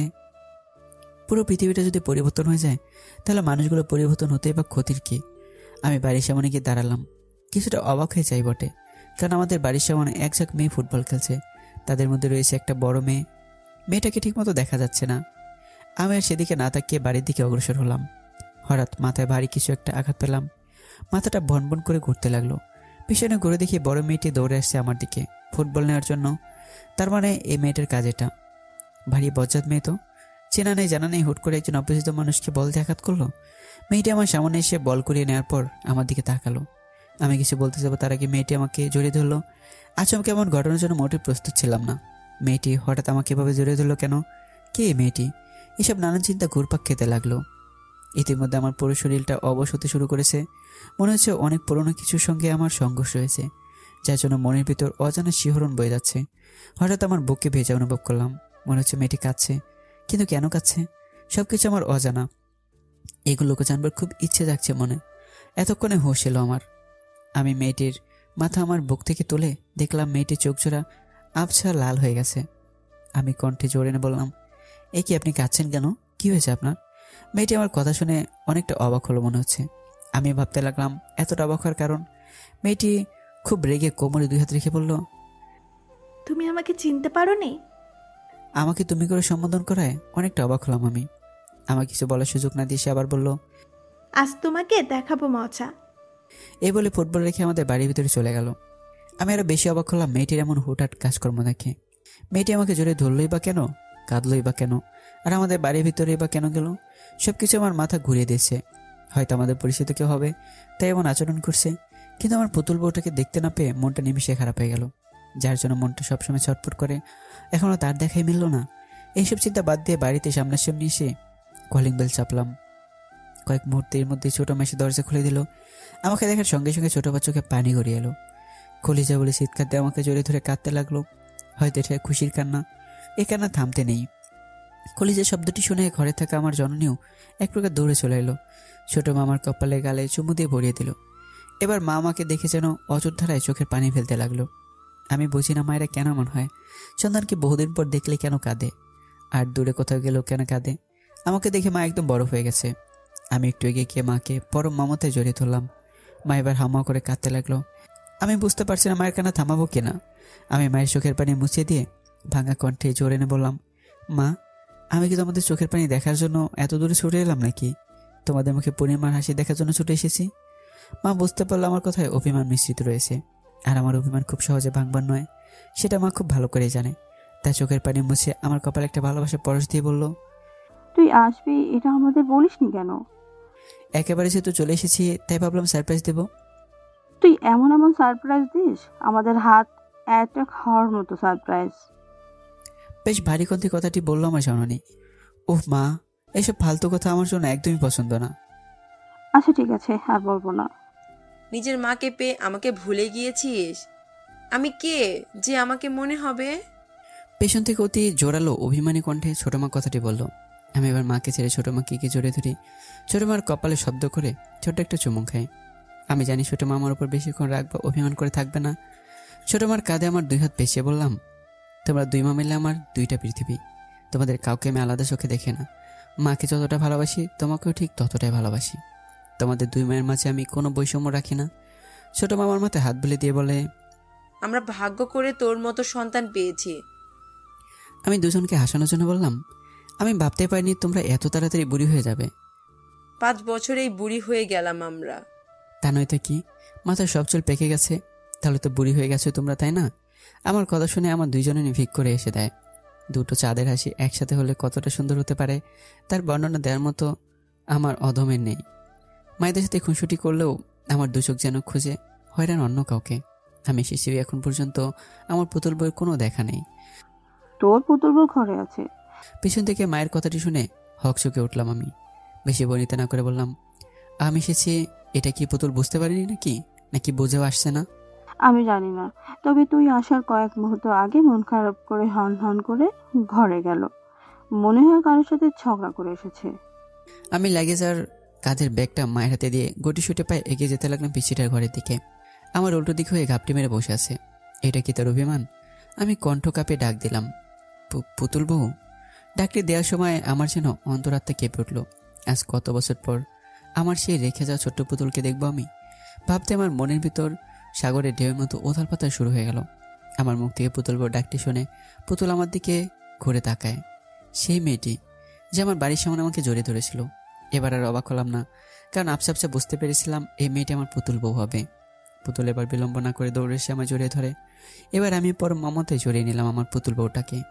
দীর্ঘ কয়েকটি বছর পর প্রিয় মানুষটাকে বুকে নেওয়ার অনুভূতিটা যে কতটা প্রহর তা বলে বোঝানো খুবই কঠিন। রেখে গেলাম সেই ছোট্ট পুতুলকে, আর এসে যে পুতুল বুকে এতটা বড় হতে দেখব তা ভাবনায় আনা মুশকিল। আজ আমার পুতুল কতটা বড় হয়ে গেছে। হঠাৎ পুতুল নিজেকে আমার থেকে ছাড়িয়ে নিয়ে 2 হাত দূরে গিয়ে দাঁড়িয়ে কোমরে হাত রাখলো। তুমি আমাকে চিনতে পারোনি? এত তাড়াতাড়ি ভুলে গিয়েছো আমাকে? কথাটি বেশ অভিমান নিয়ে বললো আমার পিচ্ছিটা। জানি এখন ইমোশনাল হওয়া যাবে না, তাই পুতুল বউটাকে রাগানোর জন্য বললাম, আগে তো অনেক সুন্দরী ছিলি, এখন যে এতটা পেতনির মতো দেখতে হবে তা তো আর জানতাম না, তাই চিনতে পারিনি। বোমাটা মনে হয় সঠিক জায়গায় পড়েছে। এই বুঝি বোমাটা ফাটলো বলে? আমি পেতনের মতো দেখতে, তাই না? গোটা গ্রামের সবচেয়ে সুন্দরী মেয়ে আমি, আর আমাকেই বলছো পেতনি? আজ তোমার একদিন কি আমার যে কয়দিন লাগে? এই বলে পাশে টেবিলে থাকা স্টিলের স্কেল নিয়ে আমাকে ধাওয়া করতে লাগলো মারার জন্য। পুরো বাড়ি ছুটে চলেছি আমরা। সত্যি এতদিন পরে পুতুলের রাগ ভাঙাতে পেরে অনেকটাই ভালো লাগে কাজ করছে আমার মনে। আমাদের এমন ছেলে মানুষ দেখে ছোট মা মাকে বলে, এতদিন বাড়িটা যেন প্রাণহীন ছিল, আজ আমার খোকা আসার সাথে সাথেই বাড়িটা প্রাণ ফিরে পেল। ছোট মার কথা শুনে মা একটা তৃপ্তির হাসি দিয়ে বলল, ঠিক বলেছিস ছোট, একমাত্র ছেলে মেয়ে দুটোই আমাদের বাড়ির প্রাণ। ওদের ছাড়া বাড়িটা একেবারেই নিষ্প্রাণ। ছেলেটা হট করে এসে আমাদের চমকে দিল, আর দুজন একসাথে হয়েই কেমন খুনসুটি ও দুষ্টুমিতে মেতে উঠলো। পিছিটা দৌড়ানি খেয়ে আমি হাঁপিয়ে গেলাম, কিন্তু পিছির হাঁপিয়ে যাওয়ার কোনো নামগন্ধই নেই। একটা সময় না পেরে আমি সোফায় ধপ করে বসে পড়লাম। এই সুযোগে পুতুলও কয়েকটা বসিয়ে দিল আমার শরীরে। পুতুলের মান অভিমান ভাঙিয়ে নিজের ঘরে গেলাম ফ্রেশ হওয়ার জন্য। ঘরে গিয়েও অবাক হতে হলো, কেননা যেমন পরিষ্কার করে রেখে গিয়েছিলাম ঠিক তেমনই আছে। কেউ হয়তো প্রতিনিয়ত ঘরে এসেছে এবং আমার এই ছোট্ট ঘরটিকে পরিষ্কার পরিচ্ছন্ন রেখেছে। এসব ভাবছিলাম তখনই পিছন থেকে কে বলে ওঠে, আমি সবসময় তোমার ঘর পরিষ্কার রেখেছি, এই নাও তোয়ালে। তলেটা আমার হাতে ধরিয়ে দিয়ে আমার কিছু বলার সুযোগ না দিয়ে চলে গেল পুতুল। আমি আর যাওয়ার পরে তাকে ভাবতে লাগলাম, আমার সেই ছোট্ট পুতুল আর সেই ছোট্টটি নেই, অনেক বড় হয়ে গেছে সে। একটা সময় ছিল আমাদেরকেই তার কাজ করে দিতে হতো, আর এখন সে আমাদের কাজ করে দেয়। পৃথিবীটা যদি থমকে যেত তাহলে আমরা বুঝতে পারতাম না জীবনের মজা। এসব ভাবনা বাদ দিয়ে বাথরুমে গিয়ে গোসল করে নিলাম, তারপর খেয়ে নিলাম। কিছুক্ষণ পর বাবা এবং ছোট চাচু একসাথে বাড়িতে আসে, তাদের সাথে কুশল বিনিময় করলাম, তারপর আড্ডায় মেতে উঠলাম সবাই। হঠাৎ পুতুলের কথা মনে পড়ায় মাকে জিজ্ঞেস করলাম, মা পুতুলকে দেখছি না যে, পুতুল কোথায়? মা রান্নাঘরের দিকে ইশারা করে বলল, পুতুল রান্নাঘরে রান্না করে। আমি মায়ের কথা শুনে এবার আরো বেশি অবাক হয়ে গেলাম। কি আশ্চর্য, বাড়িতে আসার পর সবাই শুধু আমাকে অবাকই করে দিচ্ছে। পুতুল রাঁধতে পারে? কেন পারবে না? রান্না বান্না মেয়েদের জীবনের অনেক বড় একটা ভূমিকা পালন করে। পুতুল তোকে এড়িয়ে খাওয়াবে বলি অনেক কষ্টে রান্না শিখেছে। বিশ্বাস না হয়ে গিয়ে দেখ। যাক মা, আমার পথটা সোজা করে দিল পুতুলের কাছে যাওয়ার কথা বলে। না হলে হুট করে কিসের বাহানা দিয়ে দেখিয়ে পুতুলের কাছে যেতাম। তাই বিলম্ব না করে রান্নাঘরের দিকে অগ্রসর হলাম। গিয়ে আমি এক অপরূপাকে দেখতে পেলাম। ওর না কাঁধে চলে কোমরে বেঁধেছে পুতুল। পুতুলের মুখে একটু আটা লেগে আছে, দেখতে দারুণ লাগছে। পুতুল অতীতের তুলনায় বর্তমানে আরো বেশি সুন্দর হয়েছে। লম্বা কালো চুল, হরিণের মতো টানা টানা চোখ, নাকটা হালকা উঁচু, চোখ দুটো বড় বড়, চুলগুলো হাঁটুর নিচে। পুতুলের চুল ছোটবেলা থেকে অনেক বড়। আমার সামনে এই যেন এক মায়াবতী নারী দাঁড়িয়ে আছে। আমি পুতুলের এই অপরূপ সৌন্দর্যের ভিতরে নিজেকে হারিয়ে ফেললাম। দরজায় হেলান দিয়ে মন ভরে পুতুলকে দেখতে ব্যস্ত হয়ে পড়লাম আমি। এদিকে কারো উপস্থিতি টের পেয়ে পুতুল দরজার দিকে তাকায়। আমাকে এভাবে দেখে কিছুটা নড়ে চড়ে উঠলো। হয়তো আমাকে এভাবে আশা করেনি সে। এদিকে পুতুলকে দেখতেই বিভোর আমি। পুরো দুনিয়া যেন এই মুহূর্তে থমকে গিয়েছে। পুতুলের মনে শয়তানি বুদ্ধি জেঁকে বসে। গরম খুন্তি নিয়ে টিপি টিপি পায়ে আমার সামনে এসে দাঁড়ায়। তবুও কোনো হেলদোল নেই আমার। পুতুল গরম খুন্তিটা আমার হাতে ছোঁয়ালো, আর সঙ্গে সঙ্গেই চিৎকার বেরোলো। চিৎকারটা বাহিরে বের হতেই দিল না পুতুল। তার আগেই তার ওই নমনীয় কোমল হাত দিয়ে আমার মুখটা চেপে ধরে। পুতুল একদম আমার শরীরের সাথে লেপ্টে আছে। আমি পুতুলের তুলনায় একটু লম্বা হয় আমার মুখ চেপে ধরায় আমার একদম কাছে আসতে হয়েছে তাকে। আমি পুতুলের চোখের দিকে তাকিয়ে একদম বরফ হয়ে যাই। কি আছে এই চোখে, যার মায়ে বারবার হারিয়ে ফেলছি নিজেকে। আমার গরম নিঃশ্বাস পুতুলের হাতে আশ্রে পড়ছে। এতে পুতুল শিউরে ওঠে, মনে হচ্ছে শরীরটা এলিয়ে দিল। পুতুল কেউ দেখে ফেলবে। পুতুল আমার মুখ থুবড়ে হাতটা সরিয়ে নেয়। দেখুক, তাতে আমার কি? আমি পুতুলের এমন মোহময় কথা শুনে বেকুব হয়ে গেলাম। কেউ দেখে ফেললে সমস্যা হবে। তুমি আমাকে চুপি চুপি দেখছিলে, তাতে কোনো সমস্যা নেই। আর আমি একটু এসেছি, তাতেই যত সমস্যা। হ্যাঁ। এই বলে পুতুল আবার নিজের জায়গায় গিয়ে রান্না করতে থাকে। আমি ওর কাছে গিয়ে ভাবতে লাগলাম, সত্যি পুতুল আর ছোট নেই। ও বুঝতে পেরেছে কাছে আসার গুরুত্বটা। হঠাৎ খেয়াল করলাম পুতুলের হাতে কিসে যেন একটা দাগ। আমি পুতুলের হাতটা চেপে ধরে জিজ্ঞেস করলাম, পুতুল তোর হাতে কি হয়েছে? পুতুল তার হাতটা ছাড়িয়ে নেওয়ার ব্যর্থ চেষ্টা করে বলল, তেমন কিছু না, এমনিতেই। এমনিতে জাগে দাগ না পড়ে পুতুল, সত্যি করে বল। পুতুল পিটপিট করে তাকে আমতা আমতা করে বলল, তোমার জন্য রান্না শিখতে গিয়ে তেল হাতে পড়ে একটু পুড়েছিল। পুতুলের কথাটা যেন সোজা আমার বুকে গিয়ে বেঁধল। সেই ছোট্ট পুতুল আমার জন্য এতটা কষ্ট করছে। আমি কিছু না বলে শুধু মায়াবী দৃষ্টিতে তাকিয়ে রইলাম পুতুলের দিকে। রাতে ডিনার শেষ করে পুতুলের রান্নার অনেক প্রশংসা করলাম। এতে পুতুল অনেকটা খুশি হয়েছে। বউ বা প্রিয় মানুষগুলো যখন আপনার জন্য কষ্ট করে রান্না করে, তখন একটু বানিয়ে হলো তার প্রশংসা করুন। এতে সে অনেকটাই অনুপ্রেরণা পায় এবং আনন্দিত হয়। প্রিয় মানুষগুলো কিন্তু সামান্য একটু প্রশংসা পাওয়ার জন্যই রান্না করে। সকালে ঘুমিয়েছিলাম, হঠাৎ পেটে ভারী কিছু অনুভব করলাম। ঠোঁটেও কোনো কিছুর স্পর্শ পাচ্ছি। চোখ দুটো খুলে দেখে পুতুল আমার পেটে বসে আমার ঠোঁটে লিপস্টিক মাখিয়ে দিচ্ছে। আমি নড়তে গেলে পুতুল বলে, খবরদার নড়াচড়া করবে না, তাহলে কিন্তু খুব খারাপ হয়ে যাবে বলে দিলাম। আমি চুপচাপ পাগলামিগুলো দেখতে লাগলাম। পাগলিটা পারেও বটে, দুষ্টিমিটা যেন রক্তে মাখা। প্রথমে আমার ঠোঁটে লিপস্টিক মাখিয়ে দিল, তারপর পুরো মুখে মেকআপ করিয়ে দিল, তারপর আমার মুখের সামনে ছোট্ট একটা আয়না ধরলো। জঙ্গলি ভূত বানিয়ে দিয়েছে একেবারে। তারপর নিজের দাঁতের এক অদ্ভুত ঘর্ষণ দিয়ে বলল, আমাকে পেতনি বলা, তাই না? এবার দেখো কেমন লাগে। আমি পুতুলের কথা শুনে মনে মনে এসে দেই, পেতনিকে পেতনি বলবো না তো পরি বলবো? আমার কথা শুনে মনে হয় পুতুলে খারাপ লাগলো, তাই মুখটা কালো করে আমার উপর থেকে নামতে লাগলো। আমি এর হাত দুটো ধরে আমার দিকে ঘুরিয়ে নিলাম। পালিয়ে যাচ্ছিস কোথায়? পিসিটা পাহাড় সমান অভিমান মুখে জড়ো করে বলল, থাকতে হবে না কোনো পেতনির সাথে, আমি বুঝে গেছি। কি বুঝে গেছিস? শহরে গিয়ে নিশ্চয়ই কোনো শাকচুন্নির খপ্পরে পড়েছ, তাই আমাকে তোমার পেতনি মনে হয়। আমি পুতুলের গাল দুটো টিপে দিয়ে বললাম, তুই পেতনি না, একটা পরীর থেকে বেশি সুন্দর। তুই মজা বুঝিস না, নাকি আমার মনের ভাষা বুঝিস না? আমার কমপ্লিমেন্ট শুনে পুতুল মনে হয় একটু লজ্জা পেল। আমি কি তোমার বউ নাকি যে তোমার মনের ভাষা বুঝবো? আমি পুতুলের কথা শুনে এসে দিলাম, এখন কি আমার পেটের উপর থেকে নামবি, নাকি এভাবে পুরো দিন বসে থাকবি? এবার পুতুল আমার পেট থেকে নামলো।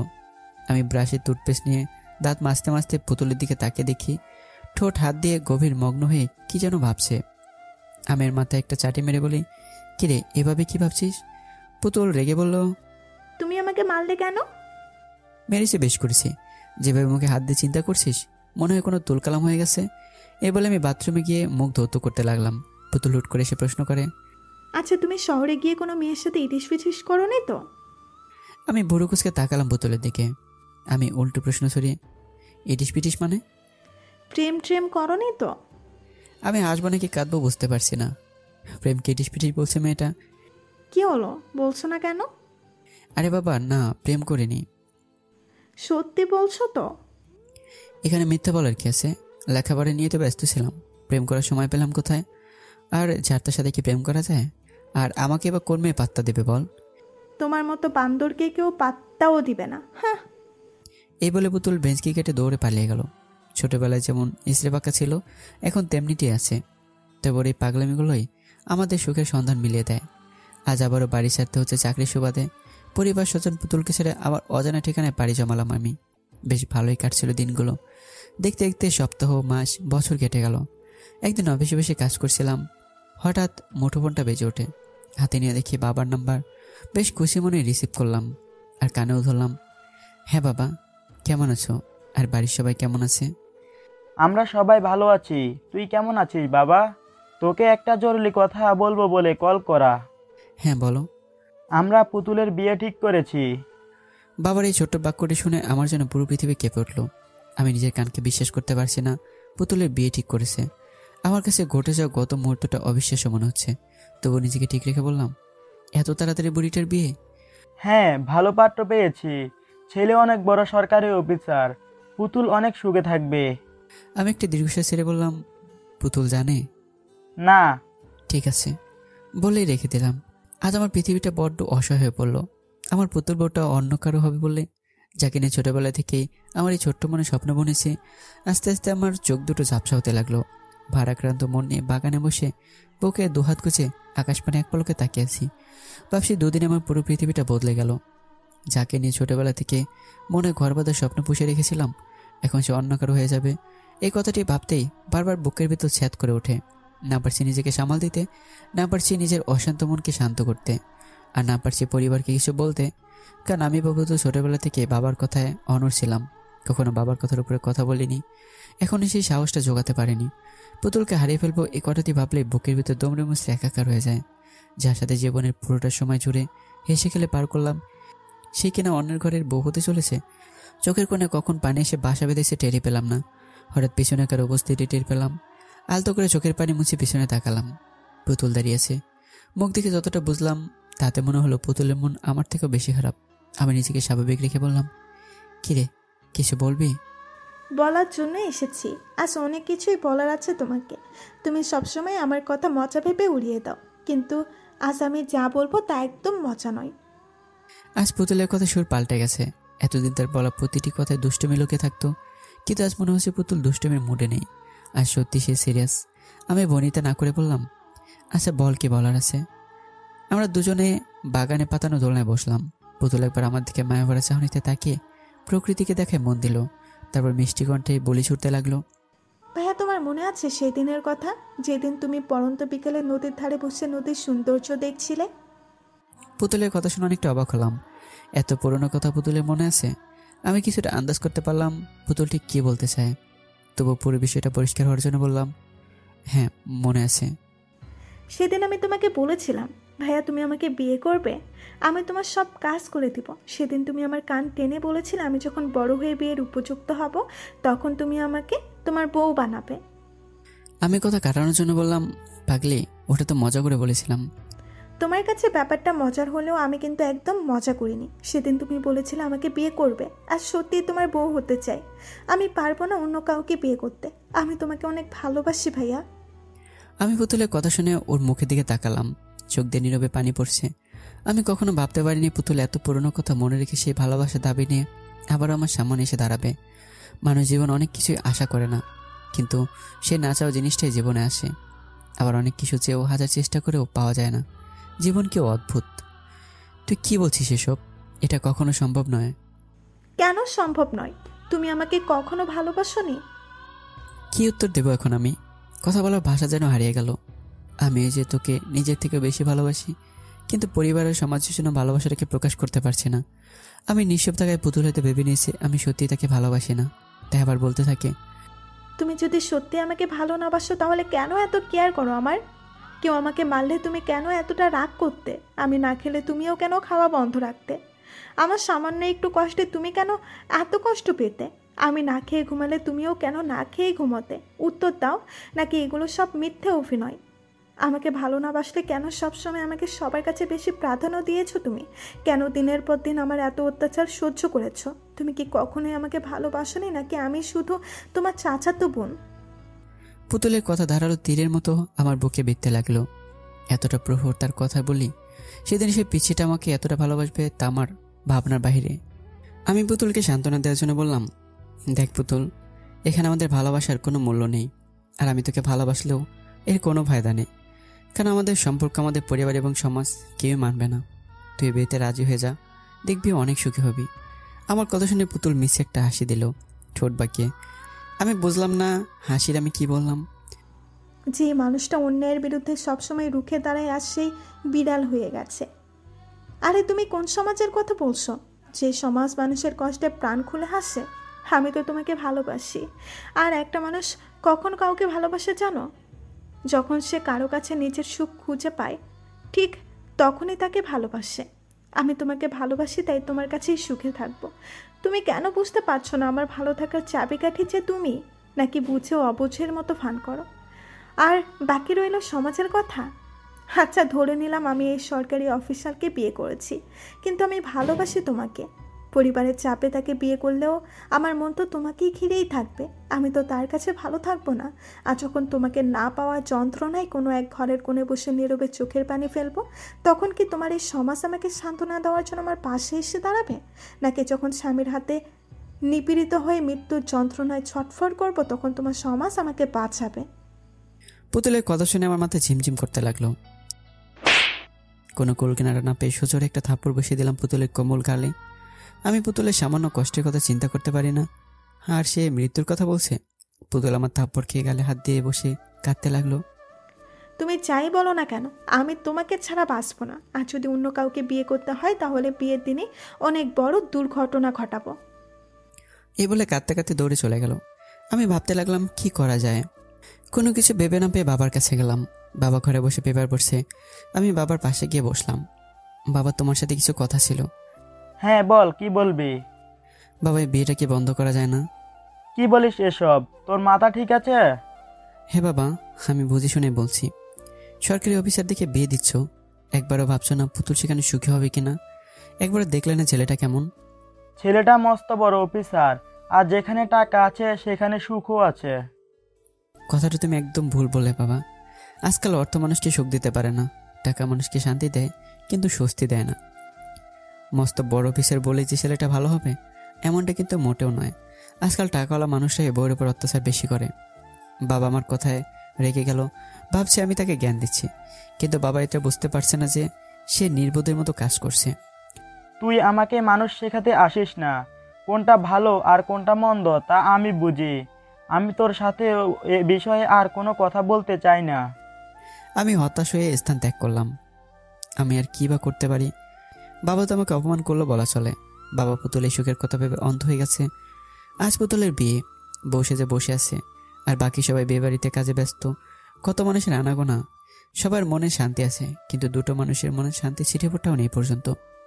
আমাদের মনে যে কতটা ঝড় বয়ে যাচ্ছে সেটা আমার মন প্রাণী জানে। লাল বেনারসিতে সৌন্দর্যটা দ্বিগুণ হয়েছে, একদম পুতুলের মতো লাগছে দেখতে। আমি দূর থেকে এক পলক তাকিয়েছি তার দিকে। কাজী বিয়ে পড়ানো শুরু করলো। প্রথমে ছেলেটি কবুল বলল, এবার পুতুলের পালা। এদিকে আমার মনে তোলপা শুরু হয়ে গেছে। কোনোভাবে মনকে শান্ত করতে পারছি না। তবে কি আমি চিরতরে হারিয়ে ফেললাম আমার পুতুল বউটাকে, যার সাথে কেটেছে আমার শৈশব, যার কষ্টে আমি কষ্ট পাই। এখন আর কেউ আমাকে মারার জন্য আমার পিছু ছুটবে না, আর কেউ মিষ্টি কণ্ঠে বলবে না, ভাইয়া আমি তোমার বউ হতে চাই। কাজী যখনই পুতুলকে কবুল বলতে বলল, ঠিক তখনই পুতুল বিয়ের মঞ্চে লুটিয়ে পড়ে। এটা দেখে আমি বরফে পরিণত হই, কারণ পুতুল সেদিন আমাকে বলেছিল আমাকে না পেলেও কোনো দুর্ঘটনা ঘটাবে। আমি ধপ করে বসে বললাম, পুতুল এটা কী করলো? সবাই পুতুলের অজ্ঞান হওয়া দেখে পাগল পাড়া। ছোটো মা চিৎকার দিয়ে পুতুলের কাছে যায়। ইতিমধ্যে পুতুলের মুখ দিয়ে ফেনা বেরোতে শুরু করলো। এটা দেখে আমি যেন নিষ্প্রাণ হয়ে গেলাম। এই বোঝে আমার প্রাণ পাখিটা উড়ে গেল। বুকের ভিতর চিনচিন ব্যথা করতে লাগলো। তবে কি অচিরেই সব শেষ হয়ে গেল, নাকি অসমাপ্ত রয়ে গেল আমার ভালোবাসা? বিয়ে বাড়িতে কোণে বিষ খেয়েছে, ব্যাপারটা যেন অবিশ্বাস্য। বাবা মা, ছোট মা, চাচু পাগলের মতো কাঁদতে শুরু করলো। এখন আমি নিজেকে সামলাবো নাকি বাকি সবাইকে? আর বরপক্ষ দাঁড়িয়ে দাঁড়িয়ে তামাশা দেখছি শুধু। আমি গুটিসুটি পায়ে পুতুলের পাশে গিয়ে দাঁড়ালাম। হঠাৎ বাবা খেয়াল করলো পুতুলের হাতে একটা কাগজ, সম্ভবত কোনো চিঠি হবে হয়তো। বাবা পুতুলের হাত থেকে চিঠিটা নিয়ে জেনে খুলতে যাবে, তখন আমি পুতুলকে কোলে নিয়ে ছুটতে লাগলাম হাসপাতালের উদ্দেশ্যে। আমি থাকতে আমার পুতুল বউয়ের কিছুই হতে পারে না। আমি বিশ্বাস করি পুতুল বউ আমাকে ছেড়ে একা যেতে পারে না। আমার পিছু পিছু বাকি সবাই ছুটতে লাগলো। কোনো রকম একটা ট্যাক্সি নিয়ে হাসপাতালে গেলাম। পুতুলকে ওটিতে নেওয়া হলো। ডক্টরের কয়েকটা নার্স ওটিতে গেল। কিছু সময় পর ডক্টরের মাথা ঘুরতে লাগলো। এটা কেমন রোগী? ডক্টর কোনো কিছু বুঝতে না পেরে মাথা চুলকাতে শুরু করে। এটা দেখে নার্স জিজ্ঞেস করে, স্যার আপনি ঠিক আছেন তো? কোনো সমস্যা? ডাক্তার এবার ঠোঁট চুলকাতে শুরু করলো আর বলল, সমস্যা আমার মাথায় নাকি রুগীর পেটে সেটাই তো বুঝতে পারছি না। এটা রুগী নাকি অন্য কিছু? ডক্টরের কথা শুনে নার্স তাজ্জব বনে চলে গেল। নার্স মনে মনে ভাবছে, এটা পাবনা ফেরত ডক্টর নাকি পশুর ডক্টর?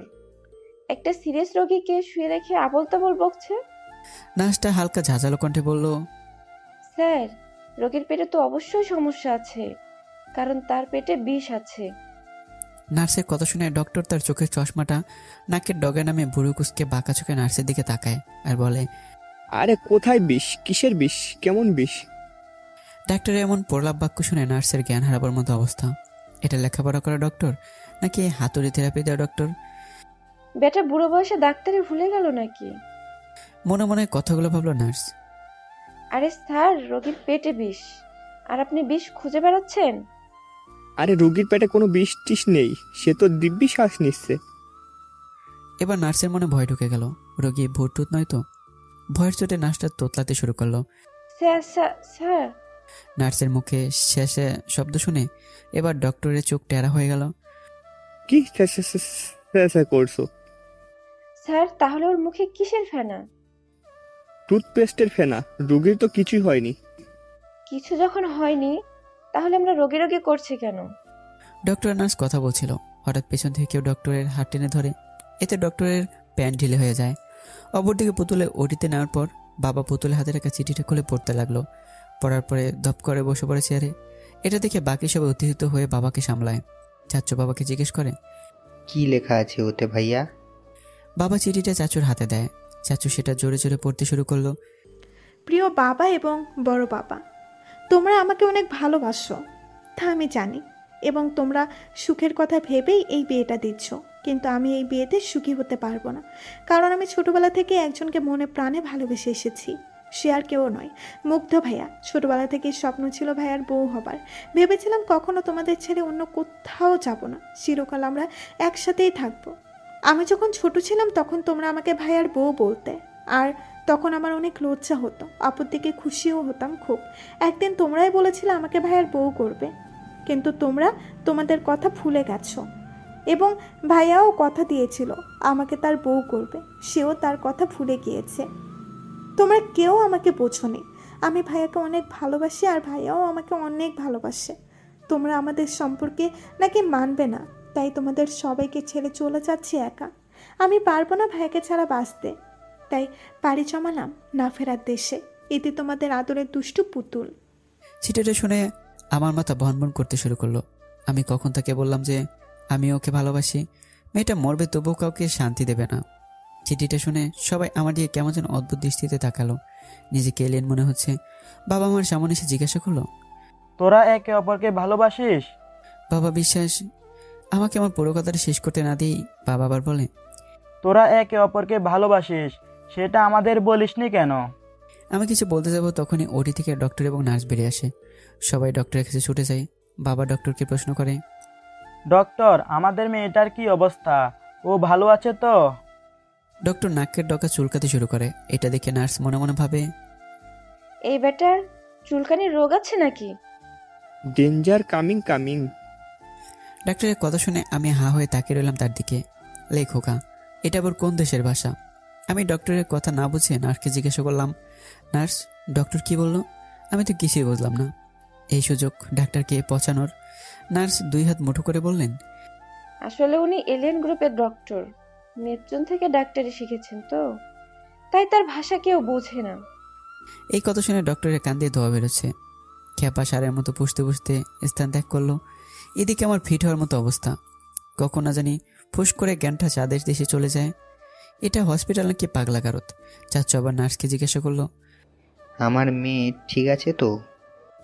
আসলে আপনার মেয়ের অবস্থা বেশি ভালো না, আপনারা গিয়ে দেখা করুন। সবাই তড়িঘড়ি করে ভিতরে ঢুকলো। ভিতরে গিয়ে দেখে পুতুলের করুণ অবস্থা, জোরে জোরে শ্বাস নিচ্ছে।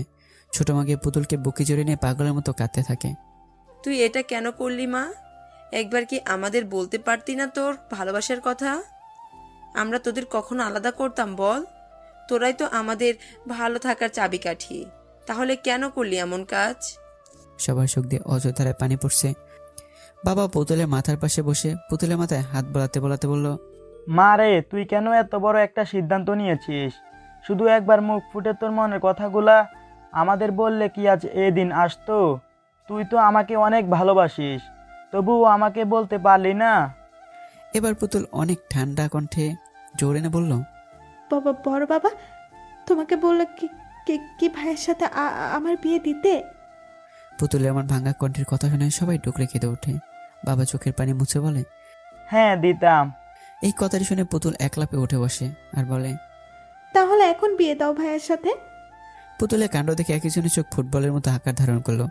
বর তো ইতিমধ্যে বুকে হাত দিয়ে ফ্লোরে লুটিয়ে পড়লো। এই রে, ছেলেটা আবার হার্ট অ্যাটাক করলো না তো? আমি গিয়ে বরের বুকে কান পেতে শুনতে লাগলাম হার্টবিট চলছে কিনা, নাকি পগার পার। কিন্তু না, এ তো দেখি গান বাজানোর বক্সের মতো শব্দ করছে তার হার্টবিটটা। আমি কানে কম শুনতে লাগলাম। কে যেন বরের মুখে পানি ঢেলে জ্ঞান ফেরালো। বর ফ্লোর থেকে উঠে বলল, আমি আর এই বিয়ে করব না। এই মেয়ে এত ডেঞ্জারেস্ট, একে বিয়ে করলে 2 দিনের মাথায় আমার সুস্থ হার্টটাও অ্যাটাক করে বৃন্দাবন চলে যাবে। আমি নাই। এ বলে ছেলে হাওয়া হয়ে গেল। যা শালা, বর কোথায় ব্যানিশ হয়ে গেল। যাক, আপদ বিদেয় হলো। রাগে চাচু চোখ লাল হয়ে গেছে। তুই এতক্ষণ আমাদের সাথে নাটক করলি? এই বলে পুতুলকে মারার জন্য হাত তুলল। সঙ্গে সঙ্গেই বাবা চাচুর হাত ধরে ফেলল। ছোট, কি পাগলামো করছিস? আমার বৌমাকে মারার কথা আর জীবনেও ভাববি না। বাবার কথা শুনে আমি টাসকি খেয়ে গেলাম। দাদার পোলা কয় কি? আর বোমা শব্দটি শুনে পুতুল এতটাই লজ্জা পেল যে তার মুখ টমেটোর মতো লাল রং ধারণ করলো। বাবা আবার বলতে লাগলো, দোষটা ছিল আমাদেরই, আমরাই বুঝতে পারিনি আমাদের ছেলে মেয়েদের। ছোটবেলা থেকে এতটা মোহব্বত তাদের দুজনার প্রতি, আর আমি তো ভাবতেই পারিনি আমার পুতুল মা এতটা বড় হয়েছে যে সে কাউকে ভালোবাসতে শিখেছে। আমি আজকে তোদের বিয়ে দেব। বাসর করে ঢুকে দেখি পুতুল জায়নামাজ বিছে বসে দুহাত ধরে দোয়া করছে। আমাদের ইতিহাস সাথে একাই নামাজ শেষ করলো। যাক, তবু আমার পুতুল বউটা কেমন দিনী রূপে দেখে অন্তরাত্মা যেন শীতল হয়ে গেল। অবশেষে পুতুলকে ছোটবেলা থেকেই বউটা কাজ সার্থক হলো। আমি আর মনে হয় পুতুলকে দেখতে ব্যস্ত। এদিকে পুতুলের দোয়া শেষ হলেই উঠে এসে আমি দরজার কাছে আর মনে হয় তাকে দেখছি। পুতুল আমার সামনে তুড়ি বাজিয়ে বলল, কি হলো এভাবে আনমনে কি দেখছো? ভাবুক দৃষ্টিতে তাকিয়ে রইলাম পুতুলের দিকে। মাশাআল্লাহ, মুখে সবকিছু ঠিক আছে, কিন্তু কিসে যেন একটা অভাব রয়ে গেছে। আমি পুতুলের কোমর জড়িয়ে ধরে আলতো করে কপালে শব্দ করে ছোট্ট একটা চুম্বন করলাম। পুতুল আমার ভালোবাসার প্রথম পরশ সাদরে গ্রহণ করলো। তারপর পুতুলের 2 চোখের পাতায় চুম্বন করলাম। পুতুল নিষ্পলক চোখে তাকিয়েছে আমার দিকে। এই যেন হরিণের একজোড়া চোখ তাকিয়েছে আমার মুখ পানে। এতটাই মায়াবিতার চোখ। আমি মাথার পাগড়িটা খুলে রেখে বিছানায় শরীরটা এলে দিলাম। পুতুল এসে আমার বুকে মাথা রেখে শুয়ে পড়ে। বুকটা যেন ঠান্ডা হয়ে গেল। মনের ভিতর এক অদ্ভুত প্রশান্তি বয়ে গেল। আমি পুতুলের মাথায় হাত বুলিয়ে বললাম, তোকে দেখছিলাম। পুতুল আমার বুকে বেলি কেটে বলল, ওভাবে দেখার কি আছে? আগে কখনো দেখোনি? বিয়ের আগে এবং বিয়ের পরের 2 সময়ের দেখা 2 রকম অনুভূতি কাজ করে। বিয়ের আগে দেখা মানসিক তৃপ্তি হয় না, হারিয়ে ফেলার ভয় বিদ্যমান থাকে মনের ভিতর। কিন্তু বিয়ের পরে দেখার কোনো ভয় নেই, এ দেখায় তৃপ্তি মেলে। আমাদের ভালোবাসার খুঁটি এতটাও কমচন নয় যে আমরা কাউকে হারিয়ে ফেলবো। এর বাস্তব প্রমাণ তুমি নিজেই পেয়েছো। তোমাকে পাওয়ার জন্য কতই না অভিনয় করতে হলো, কিন্তু তুমি তো ভীতু। ভালোবাসার কথা মুখ ফুটে কাউকে বলতে পারলে না। পিচিটার কথা শুনে মনে মনে হাসি পেল আমার। গায়ে গতরে বেড়েছে, বুদ্ধি এখনো হয়নি। আমি লম্বা একটা শ্বাস নিয়ে বললাম, ভালোবাসা এমন একটা জিনিস যার অনুভূতিগুলো খুব সহজে প্রকাশ করা যায় না। অনেকেই ভালোবাসা অনুভূতিগুলো খুব সহজেই প্রকাশ করতে পারে, আবার অনেকে তা পারে না। আবার কখনো কখনো মনের অপ্রকাশিত কথাগুলো প্রকাশ করার সময় এলেও বলা হয়ে ওঠে না, কারণ পরিস্থিতি কাজটাকে অসম্ভব করে দেয়। তুই নিজে ভেবে দেখ, তুইও কিন্তু খুব সহজে ভালোবাসার কথাটা পরিবারের কাছে বলতে পারিসনি। আমি যদি অন্য কারো হয়ে যেতাম তাহলে? বড় কঠিন প্রশ্ন, কিন্তু উত্তর সোজা। আমার কাছে ভালোবাসা মানে একটা মুক্ত পাখি, যা রয়েছে একটা নিজস্ব ঠিকানা। পাখিটা সারাদিন উড়ে বেড়ায় তার মুক্ত আকাশে এবং শেষে ছুটে চলে তার আপন ঠিকানায়, তেমনি তুই যদি আমার কপালে থাকিস, তাহলে যতই জয়জবটা আসুক না কেন, সব কিছুকে বুড়ো আঙ্গুল দেখি তুই আমারই হবি। তোর ভালোবাসা যদি সত্যি হয়ে থাকে, তাহলে অন্য কারো গল্প তোকে স্পর্শ করতে পারবে না। আমি বিশ্বাস করি সত্যিকারের ভালোবাসা কখনো হারিয়ে যায় না। একদিনে তো ভালোবাসার কোনো বৈষম্য থাকবে না, পৃথিবীটা ভালোবাসাময় হয়ে যাবে, কারণ সত্যিকারের ভালোবাসা কখনো হারিয়ে যায় না। আমি যেখানে যেতে চাই তুমি আমাকে তোমার বউ বানানোর প্রথম কথা দিয়েছিলে। আমি কিছুটা অবাক হলাম পুতুলের কথা শুনে, কারণ জায়গাটা দূরে, এত রাতে সেখানে গেলে লোকে কি না কি বলে। এমন পাগলামি করিস পুতুল, যেহেতু অনেক সময় লাগবে। পুতুল আমার বুক থেকে মাথাটা তুলে আস্তে ধীরে তার ঠোঁট দুটো আমার ঠোঁটের কাছাকাছি নিয়ে আসে, তারপর আলতো করে আমার ঠোঁটে তার কোমল লবণের ঠোঁটে ছোঁয়া দিল। শিহরণ বয়ে গেল আমার শরীরে। এটা জীবনের দ্বিতীয় ছোঁয়া পুতুলের ঠোঁটে। পুতুল মায়াবী চোখে তাকিয়ে মায়াবী কণ্ঠে বলল, প্লিজ। পুতুলের কথায় এতটা মায়া চড়ানো যে আমি না করতে পারলাম না। শুধু আমি কেন, পৃথিবীর যে কোনো পুরুষ মেয়েদের এমন মায়াবী মুখ দেখলে নিজের মনকে দমিয়ে রাখতে পারবে না। আচ্ছা ঠিক আছে চল, কিন্তু বেশি সময় থাকা যাবে না। পুতুল অনেকটাই খুশি হয়ে বলল, ঠিক আছে। তারপর পুতুলকে নিয়ে বের হলাম বাড়ি থেকে। সাথে নিয়ে এসেছি আমার পুরনো সাথী সাইকেলটাকে। বাড়ির বাইরে এসে পুতুলকে সামনে বসিয়ে ছুটতে লাগলাম সেই ঠিকানায় যেখানে আমি মন খারাপ হলে যেতাম। অবশেষে পৌঁছালাম সেই পুরনো জায়গায়। অনেকদিন আসা হয়নি এখানে, বড় অচেনা লাগছে জায়গাটাকে। নদীর ধারে ঘাসের উপর দুজনে বসলাম। পুতুল আমার কাঁধে হেলান দিয়ে চাঁদ দেখে মন দেয়। আমি ঘটা করে প্রশ্ন করি, আচ্ছা ডক্টর আর নার্স তো বললো তোর অবস্থা খুবই খারাপ, কিন্তু তোর তো কিছু হয়নি, তাহলে তারা এই কথা বললো কেন? কারণ আমি বলেছি বলতে।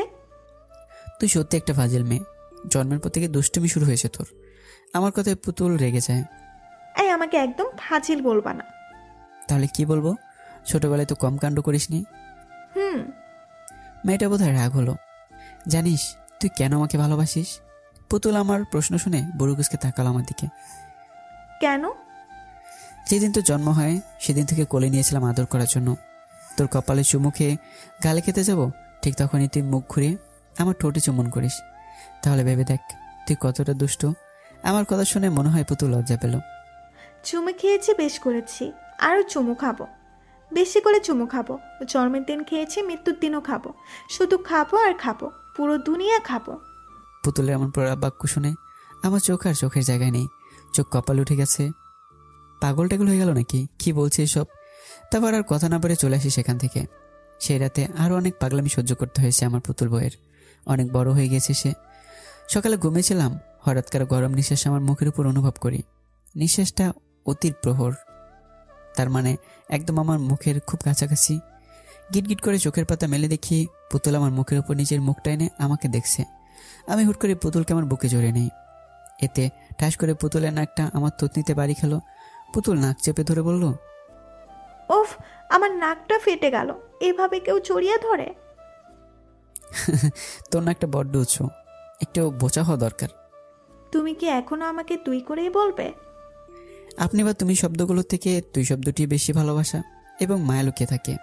তুই নামক সম্পর্কগুলোতে যে কতটা গভীর ভালোবাসা থাকে সেটা তুই ভাবতে পারবি না। আচ্ছা, তুমি এত সুন্দর করে কথা বলো কিভাবে? চোখের সামনে যদি থাকে মাটির পরি, তাহলে শুধু আমি কেন, যে কোনো ছেলেই সুন্দর করে কথা বলবে। একটা ছেলের মনে লুকিয়ে থাকা সমস্ত কাব্যিক ভাবনাকে জাগ্রত করার জন্য একটি মিষ্টি মেয়ের মায়াবী মুখ এবং লম্বা চুলের এক ফালি চুলই যথেষ্ট। থামো থামো থামো, অনেক হয়েছে। তোমার জন্য কফি নিয়ে এসেছি, খেয়ে নাও, পরে ঠান্ডা হয়ে গেলে আমার দোষ নেই। আর কফি?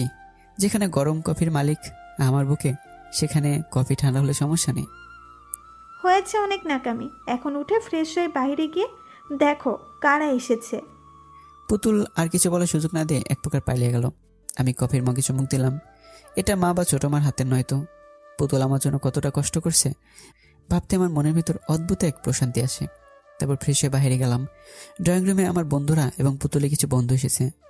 এগুলো সব আমার স্কুল কলেজের বন্ধু। আমি তাদের সামনে যেতে এক বন্ধু বলল, কিরে চুপি চুপি বিয়ে করে ফেললি আর আমাদের জানালি না? সে এতটা স্বার্থপর রে তুই? আসলে তেমন কিছু না রে ভাই, পুতুলে বিয়ে হওয়ার কথা ছিল অন্য কারোর সাথে, কিন্তু এই সব কিছুই বলে দিলাম। আচ্ছা চল বাগানে, আজ সারাদিন আড্ডা হবে। আচ্ছা, কিন্তু নাস্তা তো করে না তোরা? তোর কি মনে হয় আমরা উপোস আছি? আমরা আসার পরে ভাবি আমাদের পেট পুরে খাইয়েছে। বাহ, বউ আমার সুপারফাস্ট। তারপর সবাই মিলে বাগানে গেলাম। সবাই গোল হয়ে বসলাম। পুতুলের বান্ধবীদের সঙ্গে আর আমি আমার বন্ধুদের সঙ্গে। আমার এক বন্ধু গান বাজনা করতে অনেক পছন্দ করে, তাই সঙ্গে করে গিটার নিয়ে এসেছে। বেশ কয়েকজন গান গাইলো। এবার সবাই আমাকে বললো গান গাইতে। আমি গিটারটা হাতে টুংটাং করে সুর তুলতে লাগলাম। इस कदर तुमसे हमें प्यार हो गया, हद से ज्यादा हद से पार हो गया। আমি গান বলতেছি আর পুতুলের দিকে তাকিয়ে আছি। পুতুল আমার দিকে অপলকভাবে তাকিয়ে আছে। পুতুল আমার সঙ্গে গান ধরলো। তারপর গান বলা শেষ হওয়ার পর সবাই করতালি দিচ্ছে। আমি আর পুতুল একে অপরের দিকে নিষ্পলকভাবে তাকিয়ে আছি। অবশেষে আমাদের ছোটবেলা ভালোবাসা পূর্ণতা পেল। আজ খুব চিৎকার করে বলতে ইচ্ছে করছে, পুতুল ভালোবাসি যে তোকে, বড্ড বেশি ভালোবাসি যে তোকে, আই লাভ ইউ। হ্যালো বন্ধুরা, গল্পটি তো শেষ হয়ে গেল। আপনারা কি এখন ওয়েট করছেন? কিছুর অপেক্ষায় আছেন? তো আর অপেক্ষায় থাকার দরকার নেই, বাসায় চলে যান আর নিজেদের কাজ নিজেরা করুন। পরবর্তী গল্পের জন্য তৈরিও হয়ে নেন। আল্লাহ হাফিজ।